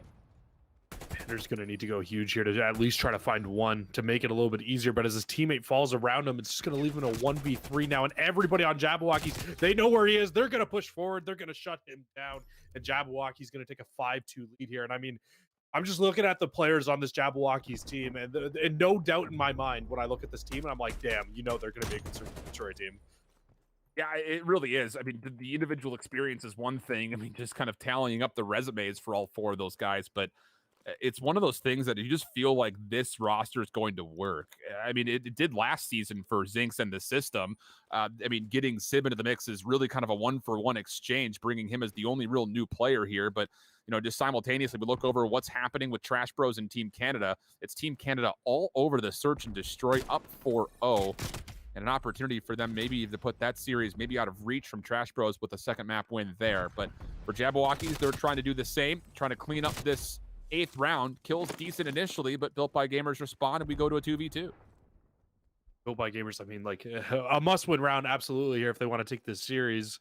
But you're going to try to just push forward and get this down. But Fellow making it very tough because he's going to the other side of the map, and it's going to force everybody on Built by Gamers to have to try to rotate out and find him, because he can just set up a pinch and try to pinch them inside that site. And it's exactly what he's doing. He's finessing and playing his life so well right now and putting so much focus on himself that Built by Gamers, they have no idea what to do with the bomb right now. And it looks like they're going to have to be forced out and go towards B. I like the rotation, though. There's plenty of time for this. Meanwhile, Team Canada has won their 5th round, so they're looking really good through the standoff search. But for Pentagram, Pander trying to work this together. Gutsy rotation, but they're trying to plant this right for Ticket side. And Zink's coming around the corner, is able to find the first blood. I think he also reads that Pander's nearby. And Pander's trying to chase and not going to get the favor on the gunfight. Zink's expected it the entire way. And Jabbawockeez will take a 6-2 here in the search and really put the pressure on Built by Gamers as they find themselves at an 0-2 map count. And for me, I mean, I look at that last round there, especially, and you just got to think Fellow. He's such a big part of this game, of this team, and we're going to already hop right in with Team Canada and Trash Bros as Team Canada trying to get the 6-0 here as well. But, oh, man, this has been a crazy day, man. Hopping between all these games, just seeing all this talent and challengers. This has got to be the best stage so far for me, at least that I've seen right off the bat. I mean, everything has been relatively close. I mean, save a couple of hard point scores that were reported in the first set of matches and this search and destroy, I think. I mean, it's been unbelievable. I mean, none of the teams that you feel like made playoffs last year are going to be guaranteed a top 4 spot going into this stage. I mean, there's just so much roster shuffling happening with North America, and it's difficult to make a bad roster, you feel like, with how much talent there is in the North American Challenger scene. So We'll see how things unfold for Trash Bros trying to get the full sale, and for Mock and Hollow, not a great series. I mean, really for none of them. I mean, they've only got a collective 6 kills through 5 rounds. That is not good news. 5 in a row for Royalty, 4 in a row for Dave. Team Canada gets a free look at the plant on A. 3v3 situation here for the post plant. And Dave, clean shots, tracking Hollow mid-map. Mock responds. Also gets a read on where Dave has repositioned to. But can they find the kill? Double chow comes out. That's not bad at all for Dave. Going 1-for-1 is fine. It's Royalty v Mock 1v1, and Mock has no idea where Royalty had escaped to. A clean 6-0 for Team Canada, who also go up 2-0 in the series. Yeah, and I mean, I don't know how you're down 5-0 and you're giving them a bomb plant for free. If I'm being completely honest with you, that just doesn't make any sense to me. At least keep one player by one of those sites. Don't allow it to go down for free there. Unfortunate for them, they do get a little bit of a trade there to not to not be able to get away with it. Because you got to think, if he's able to get that without falling, they could probably have won that round. But just unfortunate for them not able to do it. I mean, Canada, they look solid on standoff S&D. Check that one off of what we're not playing Team Canada on. Yeah, for real. No way. No thank you. But we do have a little bit of a lull at the moment, which means that we've got a chance to take a bit of a breather. We've been going back and forth between all 3 of these matches pretty darn quickly. We'll step away for just a brief moment while we're waiting for our 3rd lobbies to start up, specifically with Jabbawockeez and Built by Gamers. And we'll be jumping in, hopefully with them, on the Garrison control. We come back right after this.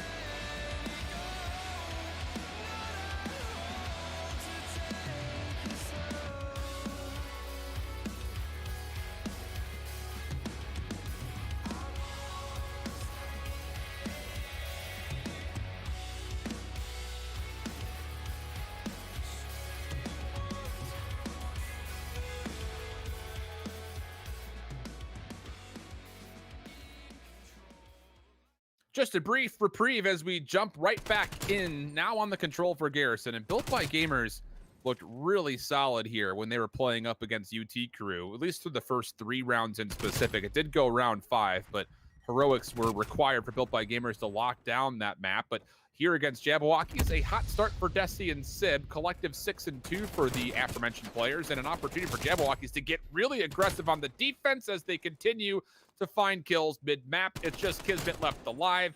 He reveals his position by finding 1 elimination onto Sib.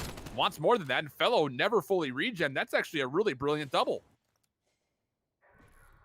And I mean, just looking at the start of this round right off the bat, yeah, Built by Gamers are going to be able to hop onto B now, but it's kind of looking a lot like what we saw when we saw UT Crew and Built by Gamers going on earlier on tonight, when Built by Gamers had a great break off and we're really able to pin UT Crew in the back of the map, never really able to clear out middle of the map. And it's looking like that's very much a lot of the same here, as it's really only Pentagram who's going to be pushed forward again for Built by Gamers.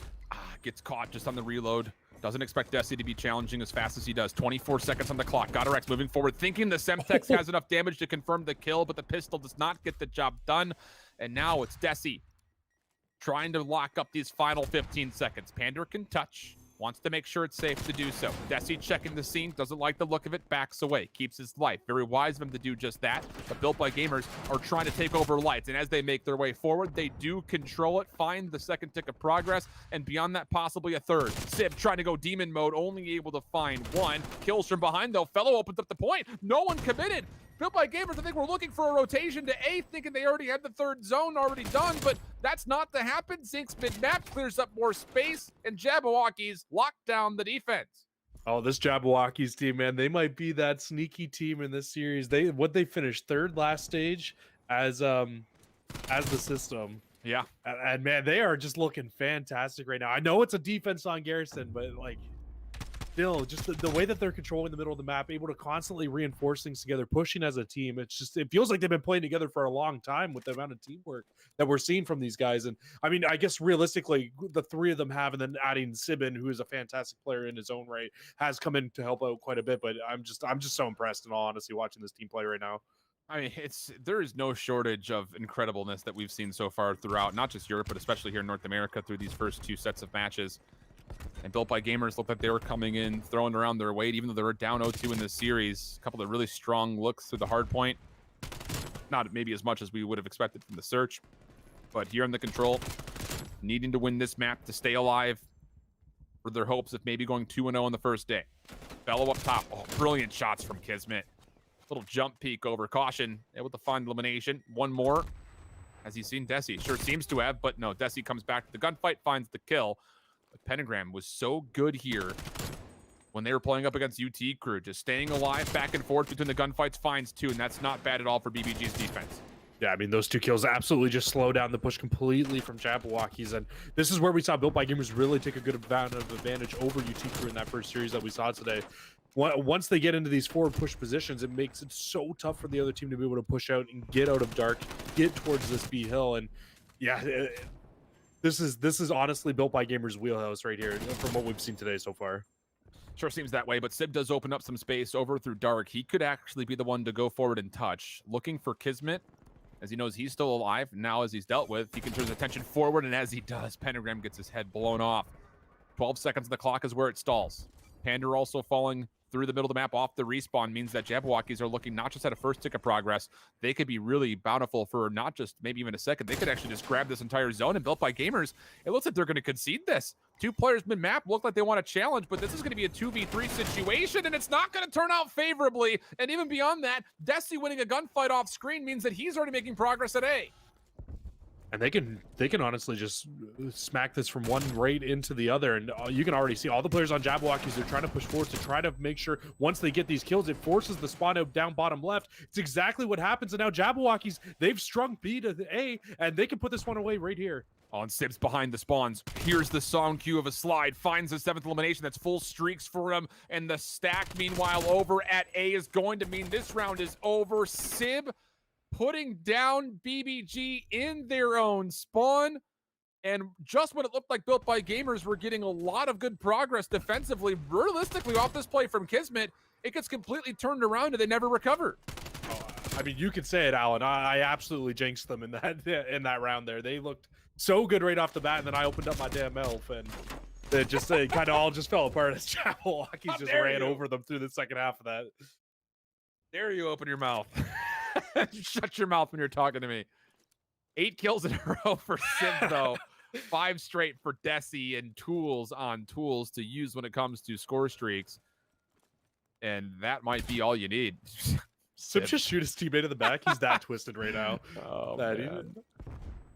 We'll see if Built by Gamers can get a little bit better of a break off than what we saw last time, because they were just never really able to retake control of the round. And I mean, you know what? We did see them rattle off 2 rounds in a row in that last series, so I don't want to count them off right away just yet. We know they've got the talent, they've got the ability to be able to do it here. But Fellow already in the middle of the map on 4 in a row. If he can find streaks here with Sib already having streaks, you got to think that could put this game away. There it is. 5 kills, earns him the artillery. Not going to get the cruise missile, but I mean, this is just so much that Built by Gamers have to survive through. Artillery strike called in. Will not find any eliminations, but it does force BBG off the B zone for now. But Kismet uses that to his advantage. Finds Zinx trying to cross into lights. Also survives through the Semtex. Knows he's got Fellow behind him. Wants the gunfight, but Fellow beats him to the punch. Got a Rex for the immediate trade, but the job's still not done as Sib moves his way over for a contest. Has an opportunity to make sure the second tick of progress is not free, while the rest of Jabbawockeez continue to try to push to the middle of the map, but Sid maybe thought the situation was more favorable than it actually was. BBG get the kills, they get right back onto the point, and they start working for the second tick of progress, but it's just Pentagram left by himself, finds one, turns for the second. Oh, impressive for Pentagram, finds the second tick of progress and his 5th straight kill. BBG not done yet.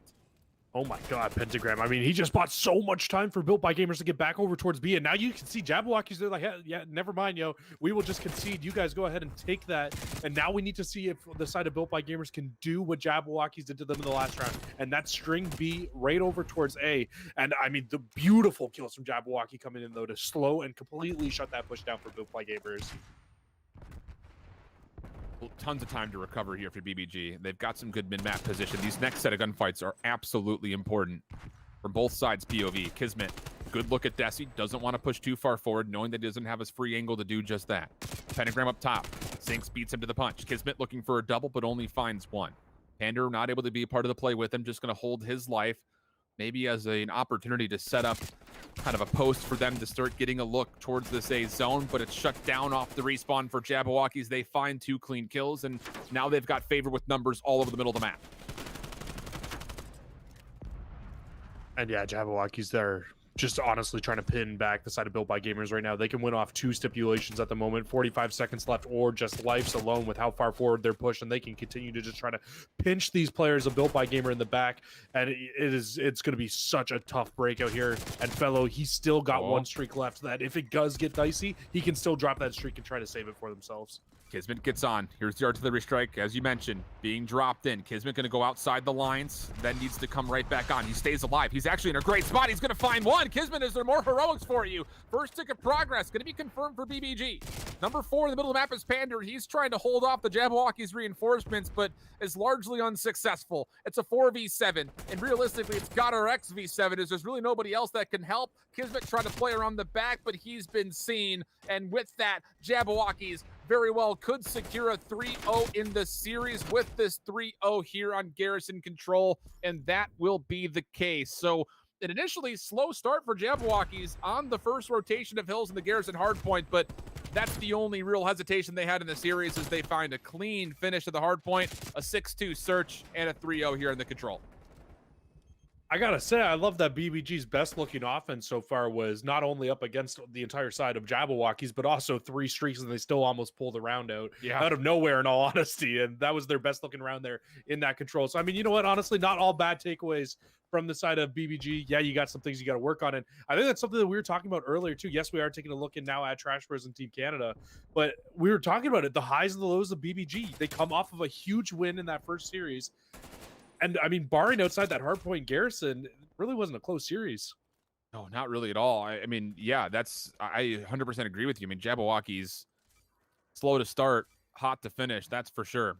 Over to Team Canada, though, up 2-0 in this series. Had some problems here with Trash Bros on the offense, as you've got Gintroid, who's still on the A zone. Yuli's actually mid-map watching this cross from the defenders. He's going to find 1 elimination. Hollow was second with the Semtex, and this is looking good for a 3rd tick of progress. Only one that could touch is DiamondCon, but he's not going to get there due to the fact that Trash Bros had 4 players stacked. So that's going to be the second round coming through, and Trash Bros now up in the map 2-1. Watching them through at the end there, just fly through, just they got to me a little bit right at the end there, but yeah, really clean round there from Trash Bros right at the very end there. You just saw they all stacked on the hill. Nobody from Canada could really get close, like you said, and just very clean stuff so far, so good. But they're gonna need some more of it as Team Canada, like we were kind of calling out earlier, up 2-0 in this series, and still just trying to look to put it away here. There we go. Trash Bros, can you extend this series to a 4th map? Potentially could do it right here in the defense. Slow start for Dave as I look back up at the scoreboard. 9-18 for him. Not something you would traditionally expect from Dave, but the SMGs have been pretty good. Royalty and Exotic. Look at the plays where they have had around the objective. I mean, 19 kills for Royalty, 19 plays on the OBJ. Mock actually steps off the A zone, and look at the position from Exotic, number 7, but also Royalty behind this play. I mean, Team Canada, we talked a lot about these guys in the qualifier, saying that their SMGs are very difficult to keep track of, and then at times they'll take the position of a normal AR position player, but this time the player on the back unsuccessful, at least initially for the eliminations. It does allow a chance for Team Canada to look at this 2nd tick of progress at B, but just when they're about to confirm it, Trash Bros alleviate the pressure and start to put some depletion on that B progress. I'm kind of just looking at this scoreboard right now, and I'm wondering how Team Canada is the team down 2-1 right now with the slaying that they're doing on the side of them right now. Yeah, Dave Patty, only player at 10 and 19, but I mean everybody else right around positive, if not larger than positive. Your Royalty and Diamond Con's having a game right now at 24 and 12. So, I mean, it's a little bit surprising to see them being outslayed so hard, but being able to pull off the lead here for Trash Bros, our reigning champions here, and we'll see if they can continue to pull it off here. But I mean, you got to think they got to pull this lane up a little bit if they want to take this last round, especially here. Yeah, I mean, through stage 4, one of the biggest strengths from Trash Bros was how well they played around the objective, and you could say that has been replicated here. I mean, Jintroid 17 and 22, but he's been a part of 26 objective plays. That's unbelievable, and there's nobody underneath 13, so the focus towards the objective is still very strong for Trash Bros, but that's going to have to be the case as they go over towards this A zone, needing to defend as B has been taken. A minute 39 in the clock. First tick of progress captured. Dave and Diamond Con stacked. Also with them, Royalty. Exotic is playing forward, and they're denying Trash Bros from even getting over towards the point, who looked like they're just going to give this round away. So Team Canada get the stack on the rotation from B to A. Good pressure through from Exotic, and that's enough to send us to a 5th round. Just watching this one back and just looking at this, for some reason, I have a very weird feeling that we have seen all offense in this game, just from the way these two teams have played and how those last 2 rounds have gone. Obviously, we don't know for sure, but it's just looked like both teams on offense so far have just had a lot of control. And I mean, the way that the lane has worked out in this game as well, it would kind of replicate that as well. So, I mean, it could just end up being the fact of who's going to win their first defense here to be able to close this game on out. Or, you know, we might honestly just end up seeing Trash Bros taking their offense here in this round 5. But, I mean, yet again, here we go, Alan. Another very close control here on Garrison. Controls today have been really strange because even in the checkmate, we saw a lot of offense between UIU and Team Canada when we had their little live looking from before as well. So it's been really interesting to see the development of the game largely from the beginning when everyone was like, up in arms about control, just being, oh, it's all defense, it's too easy for the defense. That conversation has definitely shifted over the last couple of months as Jintroid just watches himself solo capture B without really any contest whatsoever. Team Canada focus on the middle of the map. Yes, they do find a couple of the kills. That's brilliant from Dave, but Hollow responds with a double of his own. Now to the pistol, not gonna find his elimination of the Diamond Con, who will be on 4 straight. And beyond that, Team Canada's defense get to the B zone just in the nick of time to stop the second tick of progress. And I would have loved to have seen Team Canada get a little bit more aggressive there through the middle of the map after they found those 4 down to try to push up, get into those positions where you can really shut down Trash Bros and stop them from being able to get back on it. But Trash Bros do a great job of answering back after 4 down. They come right back at the side of Team Canada, hop back on, finish off that B site, and now they're right back over onto A now, and they can start getting some time over here as well. Yeah, this is looking pretty solid. The worst, you're going to find a couple of the kills plus some stall of the clock, which will allow their teammates off respawn to start getting some more control over towards B. Mock nearly solo captures the first tick of progress at A, but that's not his job. It's just about trying to make sure his teammates can get to B, which they already have. And once they do, he pushes forward looking for more eliminations. Unsuccessful in finding more beyond what he had initially, but at least his teammates have added an extra minute on the clock. And Hollow's stick up top has actually allowed Trash Bros a quick rotation across the high ground. Dave has to respond and very fortunately gets the first. Not going to get the second, though. And it's going to be down to Team Canada from the low ground trying to fight towards these players up top. And Diamond Con at 31 and 15, 3 in a row, equal to the task. Exotic working his way forward to contest to make sure this first tick of progress stays safe and cleans up Jintroid to make sure that does stay the case. Diamond Con wants back in the league, and you can just see it so badly in this game. The way he's playing, he's such an aggressive, such a good AR player. 32 and 15 on a 4 spray, and just honestly just playing so well.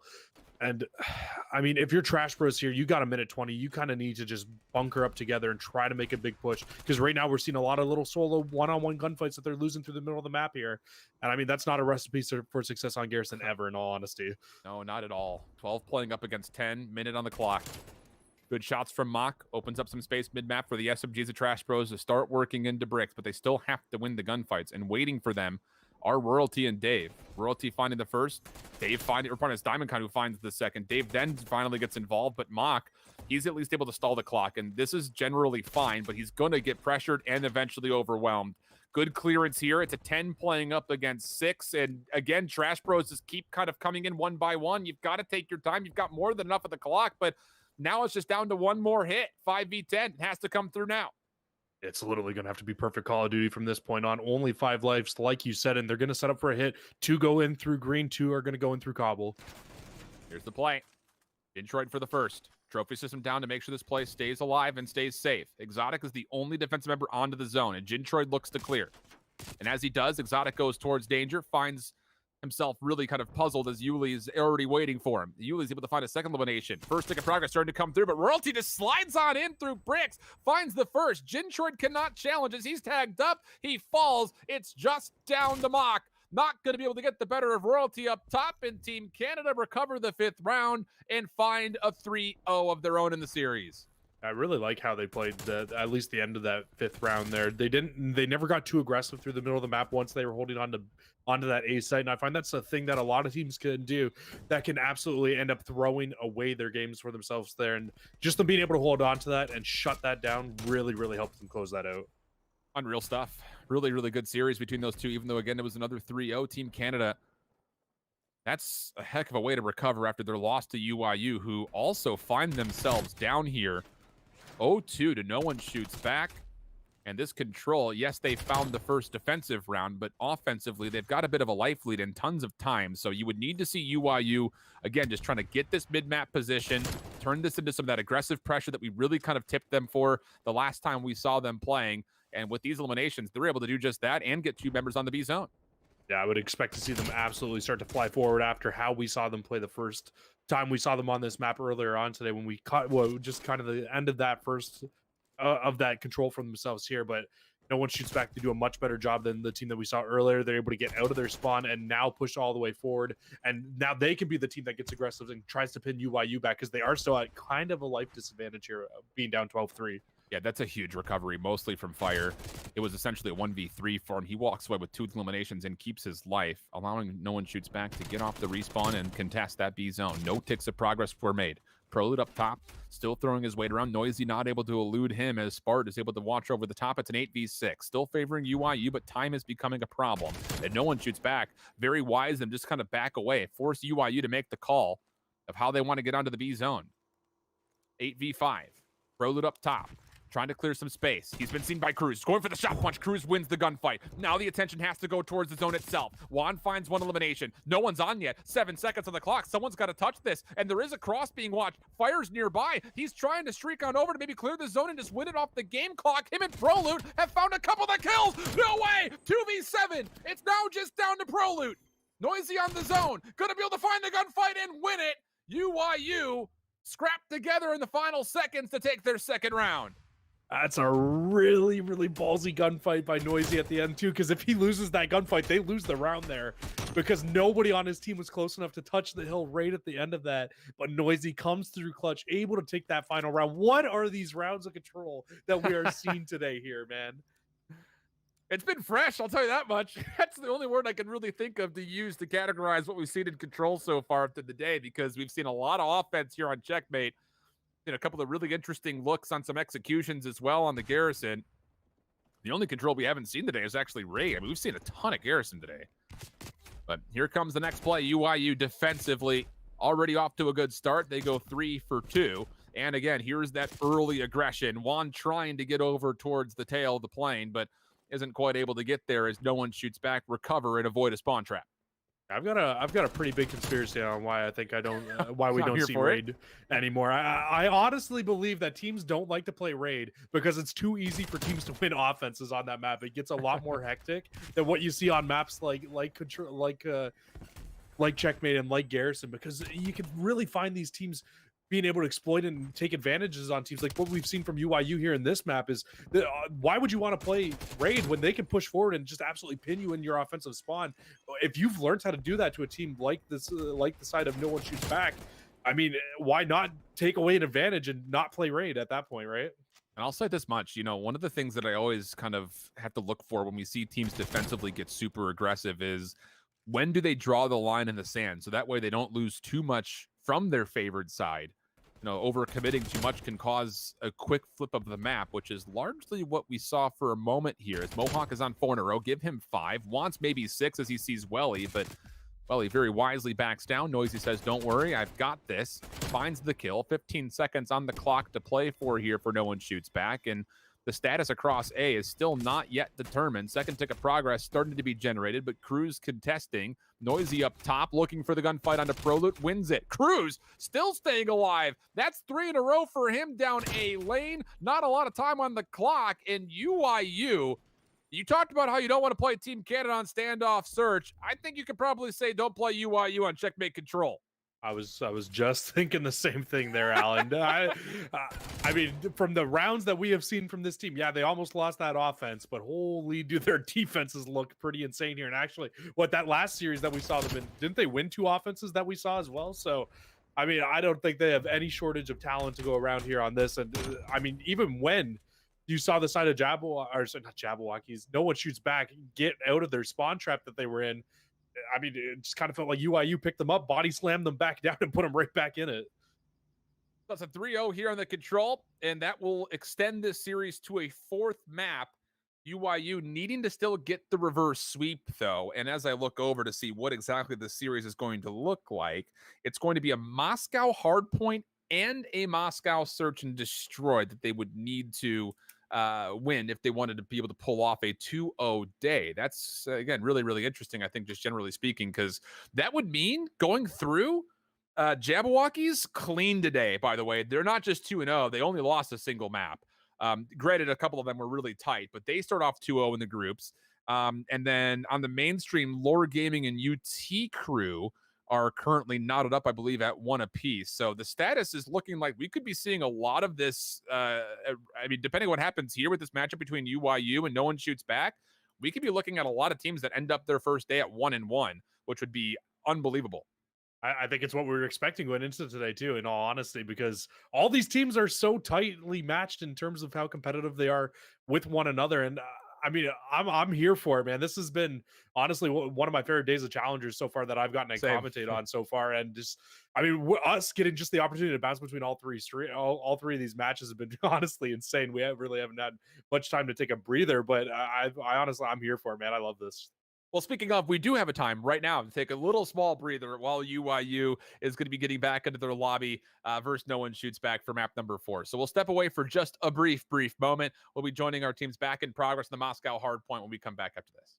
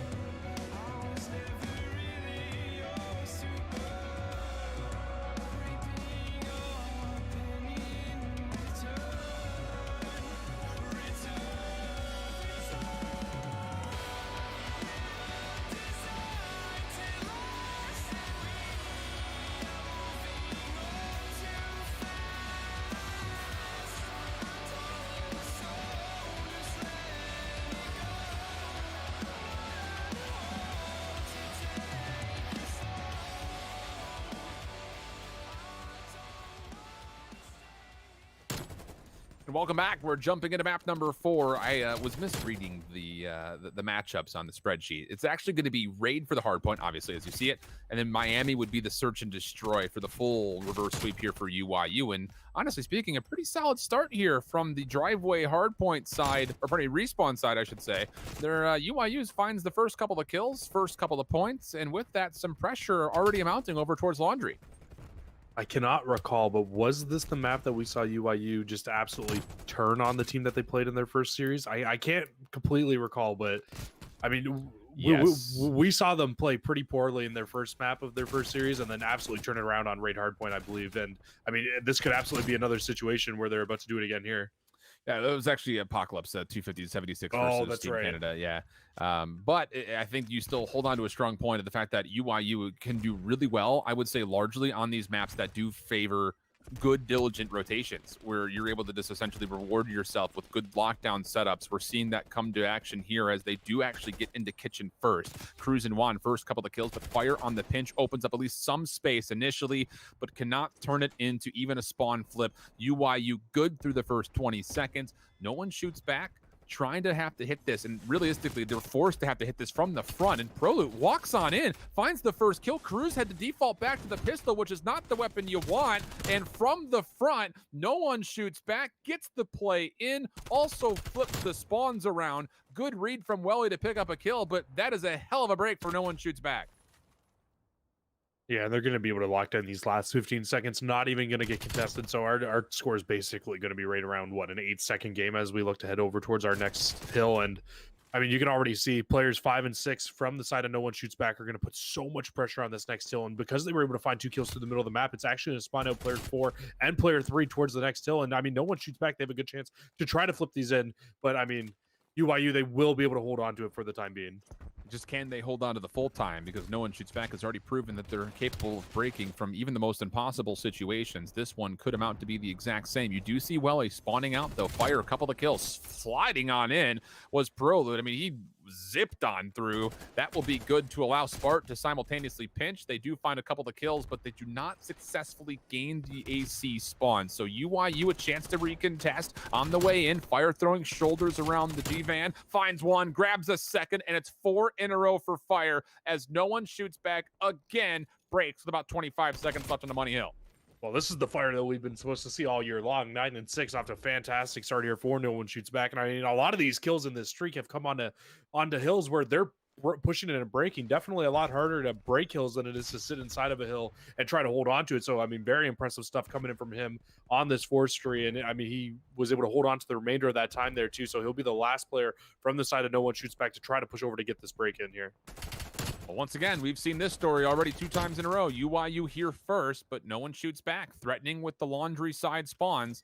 An opportunity to try to break this on maybe their first go. Juan backing into a corner. Wants to try to see a safe angle, but Mohawk predicts it. Even exchange so far. Welly inside. Good for one. Not going to finish the second. Cruz there to help. Mohawk still a part of this play. Not tagged by the Semtex and able to find one more elimination. Cruz does recover, but more action still to come. Juan able to help out from the respawn coming on in from the front, but watch out from behind. It's Prolute. He's able to find one, but not a second. And this time, UYU looking good for a hold, but maybe not. Mohawk sneaks his way forward, and once again, no one shoots back, able to break up about 20 seconds on a favorable setup initially from UYU. At the very least, it's only the back 20 seconds there, and UYU still do find themselves to lead here. But I mean, same story, different hill right now, it looks like, Shift, because UYU, they win the initial fights over towards the next hill, and they're going to be the first team here set up and ready to go again, and no one shoots back, looking for another break. One of the things that I continue to say is, even though it's been a little bit less than ideal for UYU, if you keep exchanging 40-20s on these hard points, you're going to eventually win the game. So something's going to have to come through, and no one shoots back, find a 4-man feed. Unreal. The breaks from no one shoots back have been absolutely perfect so far, and now a chance to lock down actually the majority of time on a hard point. We have not been able to say that yet, but UYU says we're also good at breaking up hard points as they find the scrap time of about 18 seconds as they completely wipe and clear P5. No one shoots back. I'm changing their team name. This game is no one holds hard points right now because everybody just getting absolutely broken as soon as they touch on into the hill. They look like they got a solid setup, and then it just comes right on back. And so After this first set, though, it's going to be UIU up right around 40 seconds, and you got to put that on the fact that they've been the first team to many of these hills, even though they're getting broken, at least holding on to 20 seconds, contesting the back half of most of these hills. So, I mean, a good start from them, and we saw them get a good amount of time on P1 the last set of rotations as well. So if they can do that here, they can honestly start to really open this game up for themselves. Yeah, another good first hard point for UIU. Nice read here from Noisy as he finds his 4th elimination. Does not expect more than that, though. I think it was a lot of distraction because UIU was chasing down a kill over through jungle.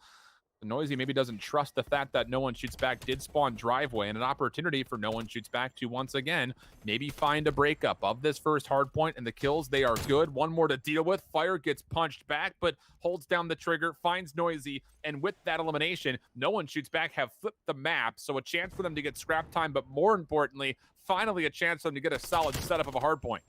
I was literally about to say, I think this is the first time we've seen them get a rotation and really win the rotation, be the first team to a hard point and try to set up. But I mean, UIU already are starting to make it dicey through the middle of the map. They were able to find a few, but let's not look at Mohawk. I was literally about to say, just found his 7th in a row. I mean, he's looking to find this 8th and get these full streaks, and I think he just got the information on Wand as well. He's just hard scoping the middle of the map. It's all about just finding this cruise missile.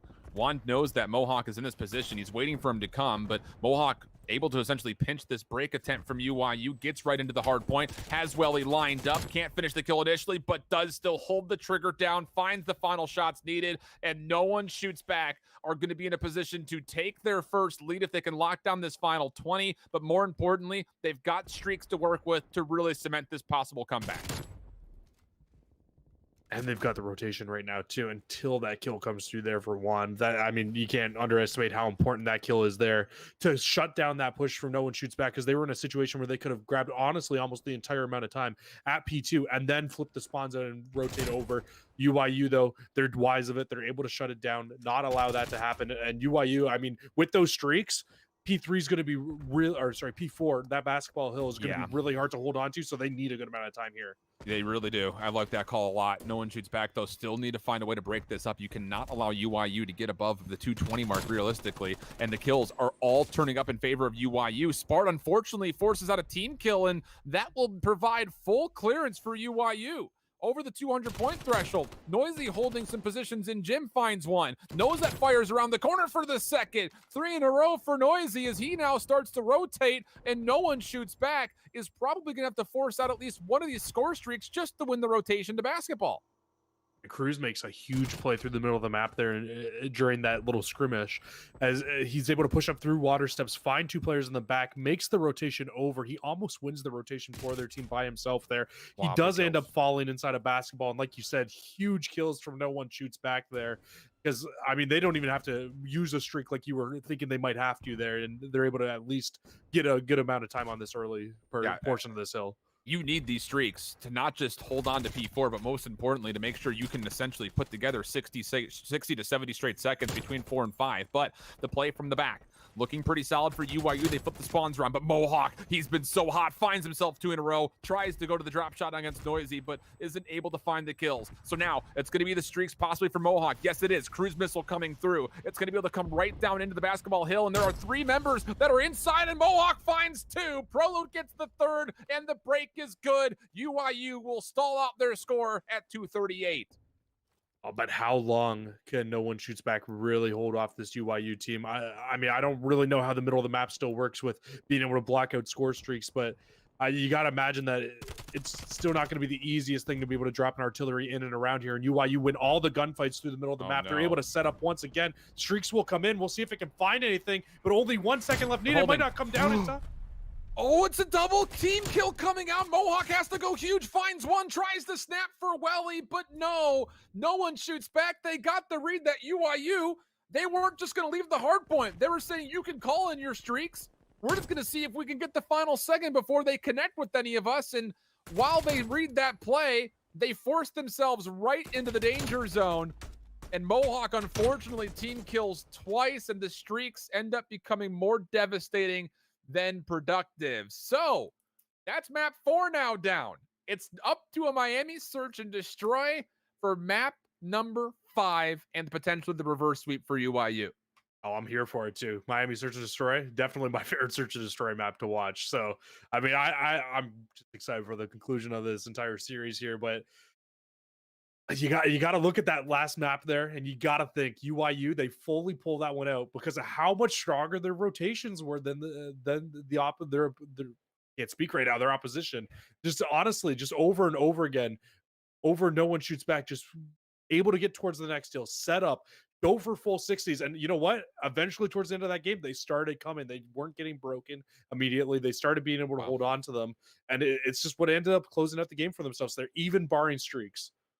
Unreal stuff. I mean, Mohawk's 7 spree through the middle of the map, you thought very well may have done the trick to get them right back into the mix and possibly just put this series to rest. But UIU, a chance to go 2-0 on the day with maybe a reverse sweep. We'll step away for just a moment. Miami Search and Destroy for map number 5 is coming up. We'll be with it right after this.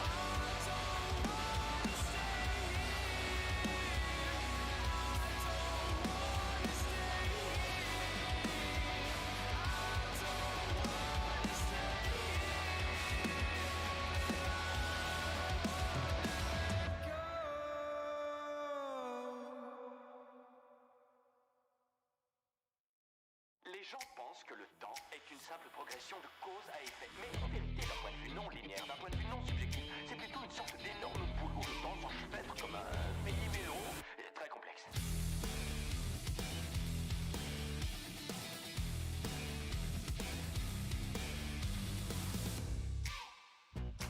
I'm always here and there.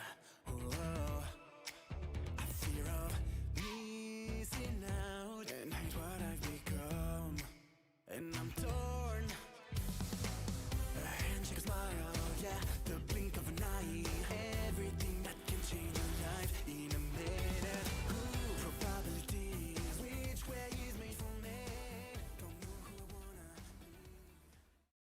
Welcome back. We're jumping into map number 5. UYU trying to put together the last piece of the puzzle for a reverse sweep and potentially a 2-0 day. But on the other hand, it is no one shoots back. Team that is trying to avoid going 0-2 on the day after having a really easy qualification, well, at least a really comfortable qualification, I should say, and a really good month of June. It would be definitely a disappointment to go 0-2, but it is a Miami search and destroy that stands between us and our outcome here, Jesse.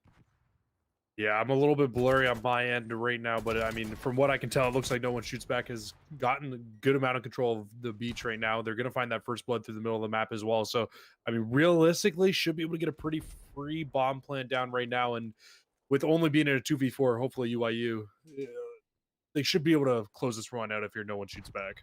Welly and Cruz in a pretty solid spot here. Cruz saw a shoulder of Mohawk by the look of it.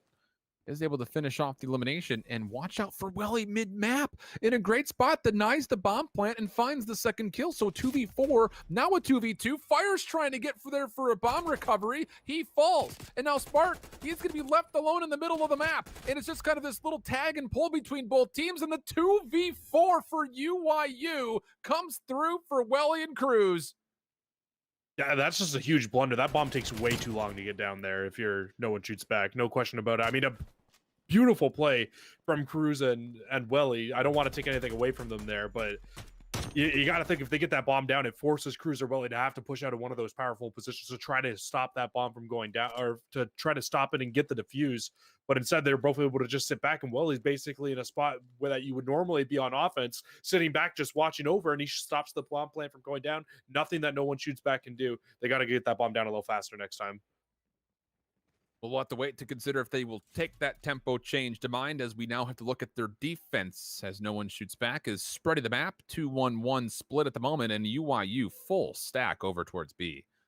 You've got Fire holding a very common corner for him. Welly goes and right up the stairs. No one even sees Fire. Spite finds first blood. Cruz responds, not able to get Fire though. Turning around for the gunfight is Noisy. They go 2 for 2. So now it's down to, does Noisy want to try to plant? The answer, yes. Wand watching over the top of them, and no one shoots back. The last two defenders technically are the ones that have to rotate from A. And they really thought that bomb was going to go to and get rotated out. As you saw, both players just put full attention towards the middle of the map. Not going to be the case. And now UIU, they can push back and try to put themselves in good positions to really just get the post-plant watch here.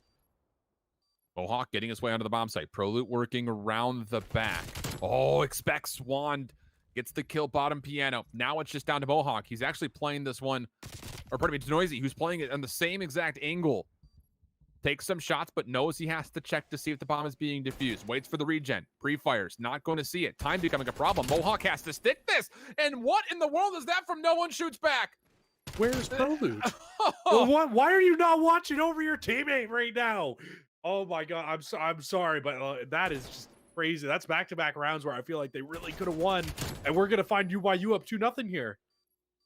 Unreal. I mean, you know that they have to check to see if the bomb is being defused, but Prolude and Mohawk trying to play for the elimination, not trying to stick for a defuse in any form, or like you mentioned, have somebody kind of just do the whole protect the president, get down, defuse the bomb, I'll just essentially be your cannon fodder.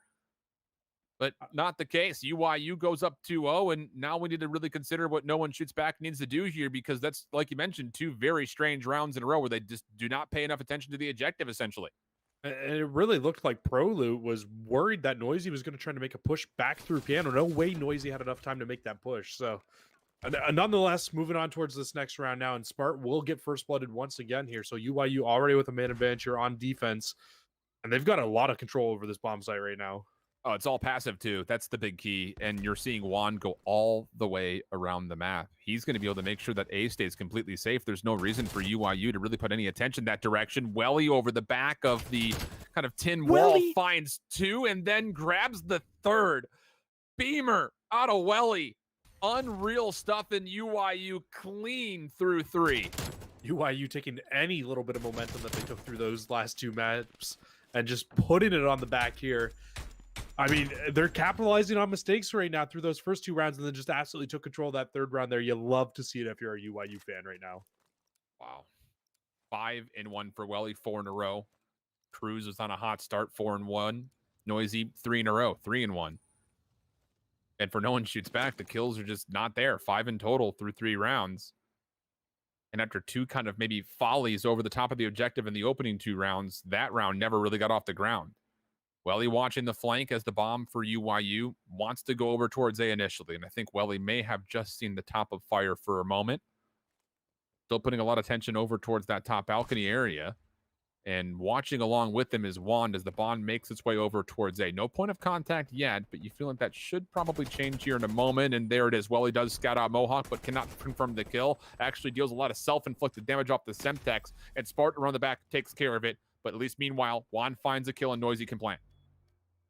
And Mohawk finds a huge kill through the middle of the map as well. So it's going to basically leave it a one-dimensional bomb defense here for the side of UYU. They're going to try to get into post-plant setups. I love this play by Noisy as well. He's going to just completely wrap off the site to try to give a different angle than where UC Crew's playing right now.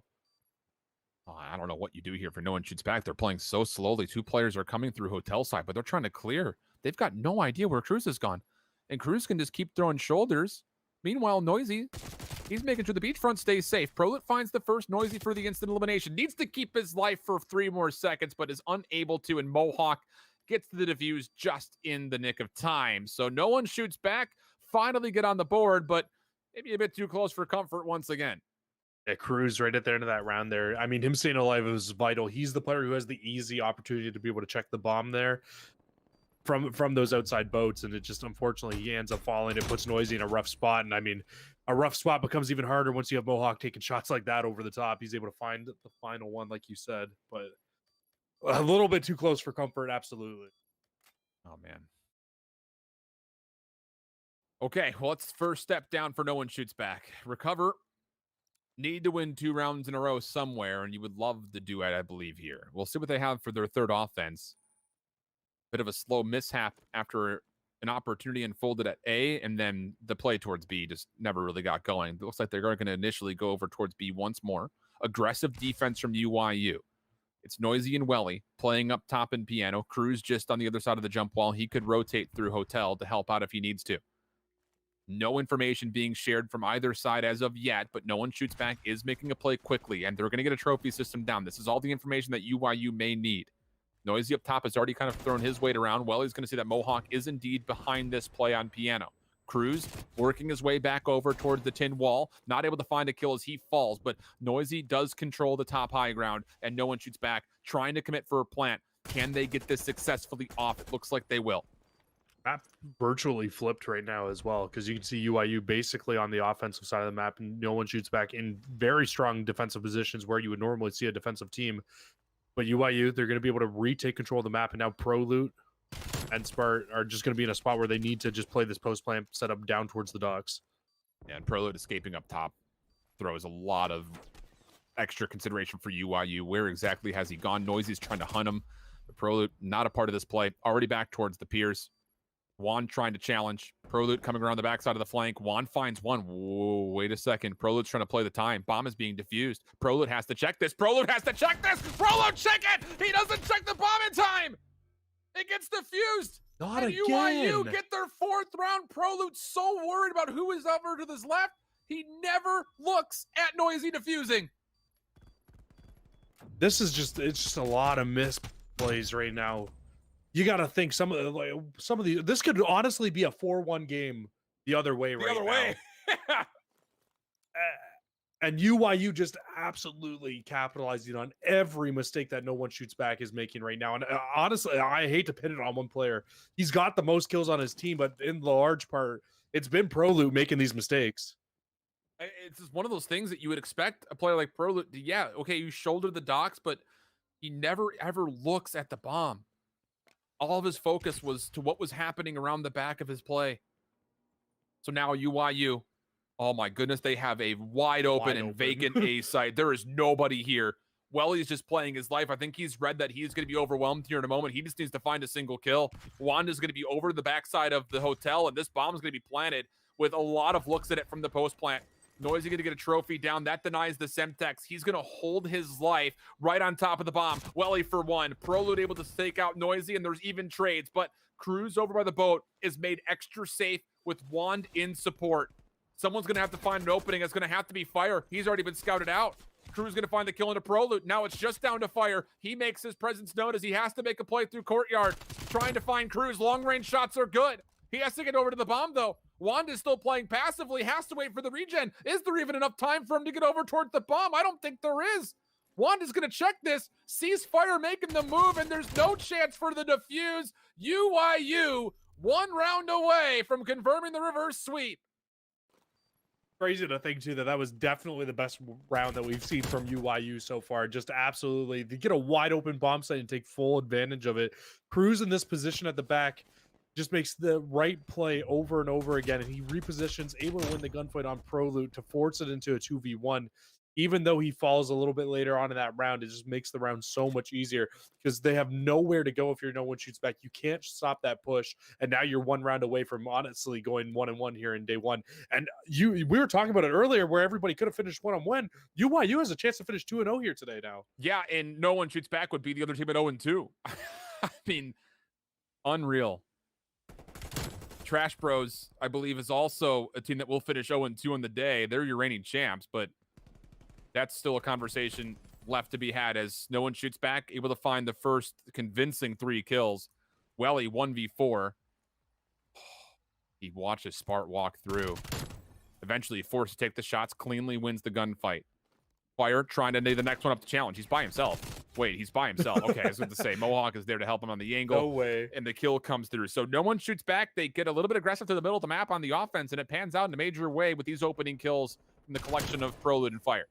Yeah, they just decided, hey, let's pick up the pace a little bit and just run at these guys and take some gunfights. And look at that. They're going to be able to come out with a round win here without just giving UYU complete map control like they have been doing in those last couple offensive rounds. And it's definitely a way to win offense is to take control of the map the way that they do there. And a lot better looking of an offense there from the side of no one shoots back. We'll see what UYU decides to do to counter with their own offense here. Last time it was a wide open bomb over towards A. They took it to complete advantage of it. This time it looks like a 4-man hit through the middle of the map from the side of no one shoots back. Don't see this very often. Wanda's going to see this.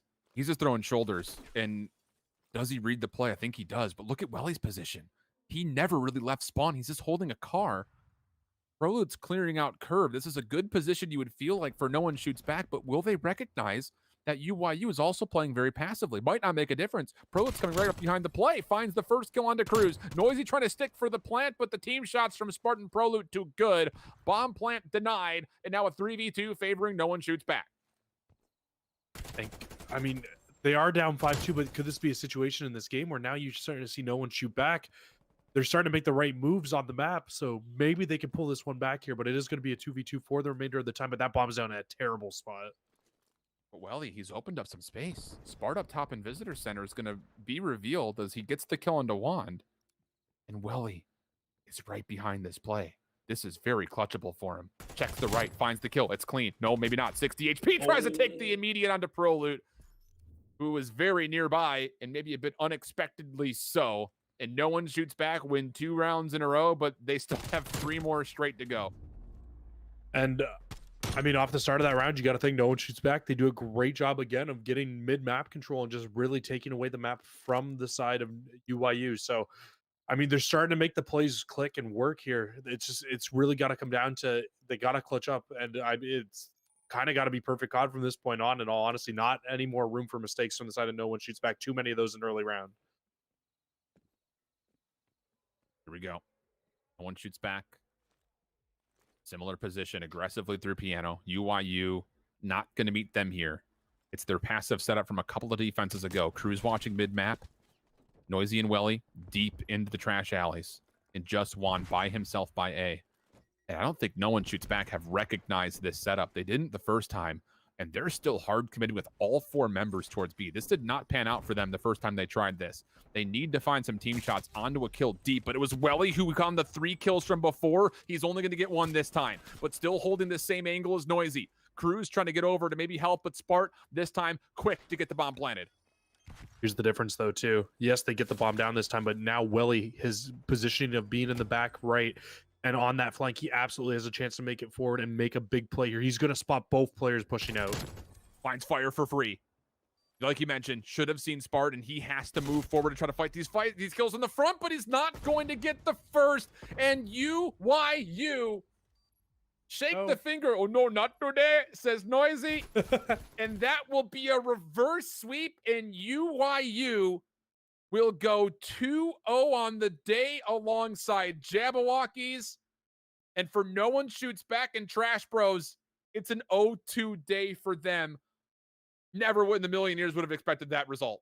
Oh, I'm feeling all tingly in my fingers right now, Alan. It is. I'm so excited for this UYU team.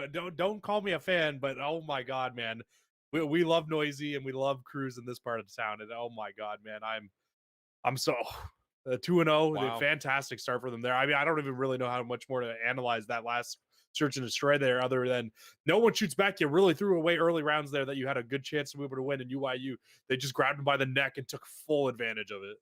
We'll take a look at this map series set to see how exactly this one came through, but we said it enough. It was a reverse sweep here for UYU. It started off very favorably from the side of No One Shoots Back with a win on the Garrison hardpoint and a convincing express search and destroy.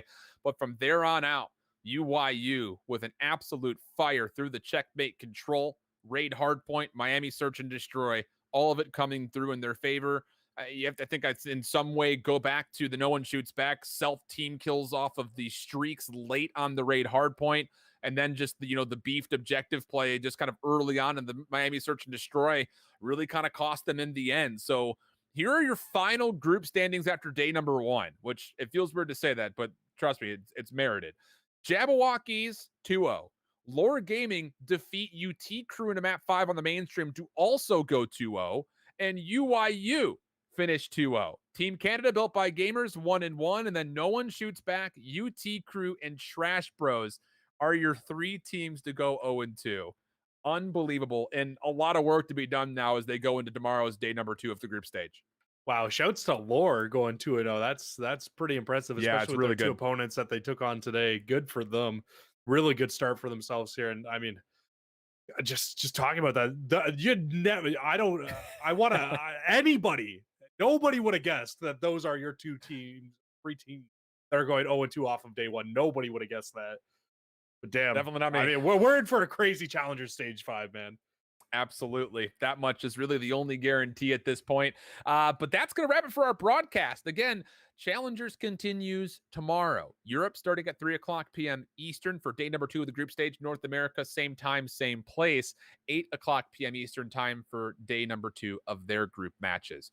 Don't want to miss it. Get out there on social, #SupportCOD Challenges. We love all the action. We've been having a lot of fun with it, but we're going to sign off for now. We'll see you tomorrow afternoon right here in the community stream as well. Also with the guys on the main stream. Make sure you send them some love and give a subscription there as well to make sure you get notifications on when their streams also pop up. We'll say farewell, though. We'll catch you tomorrow. Till next time, hope you guys keep holding it down. So long.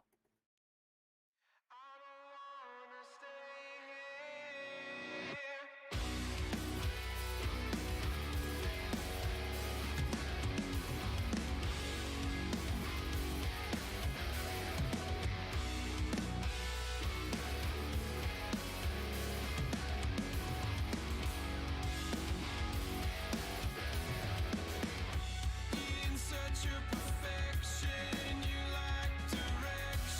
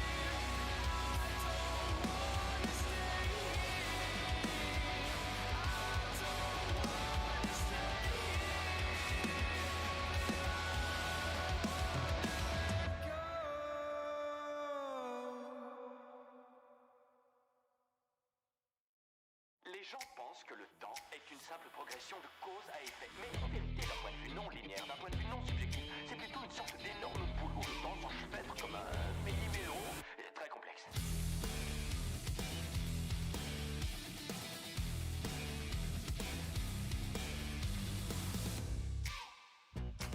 I'm always here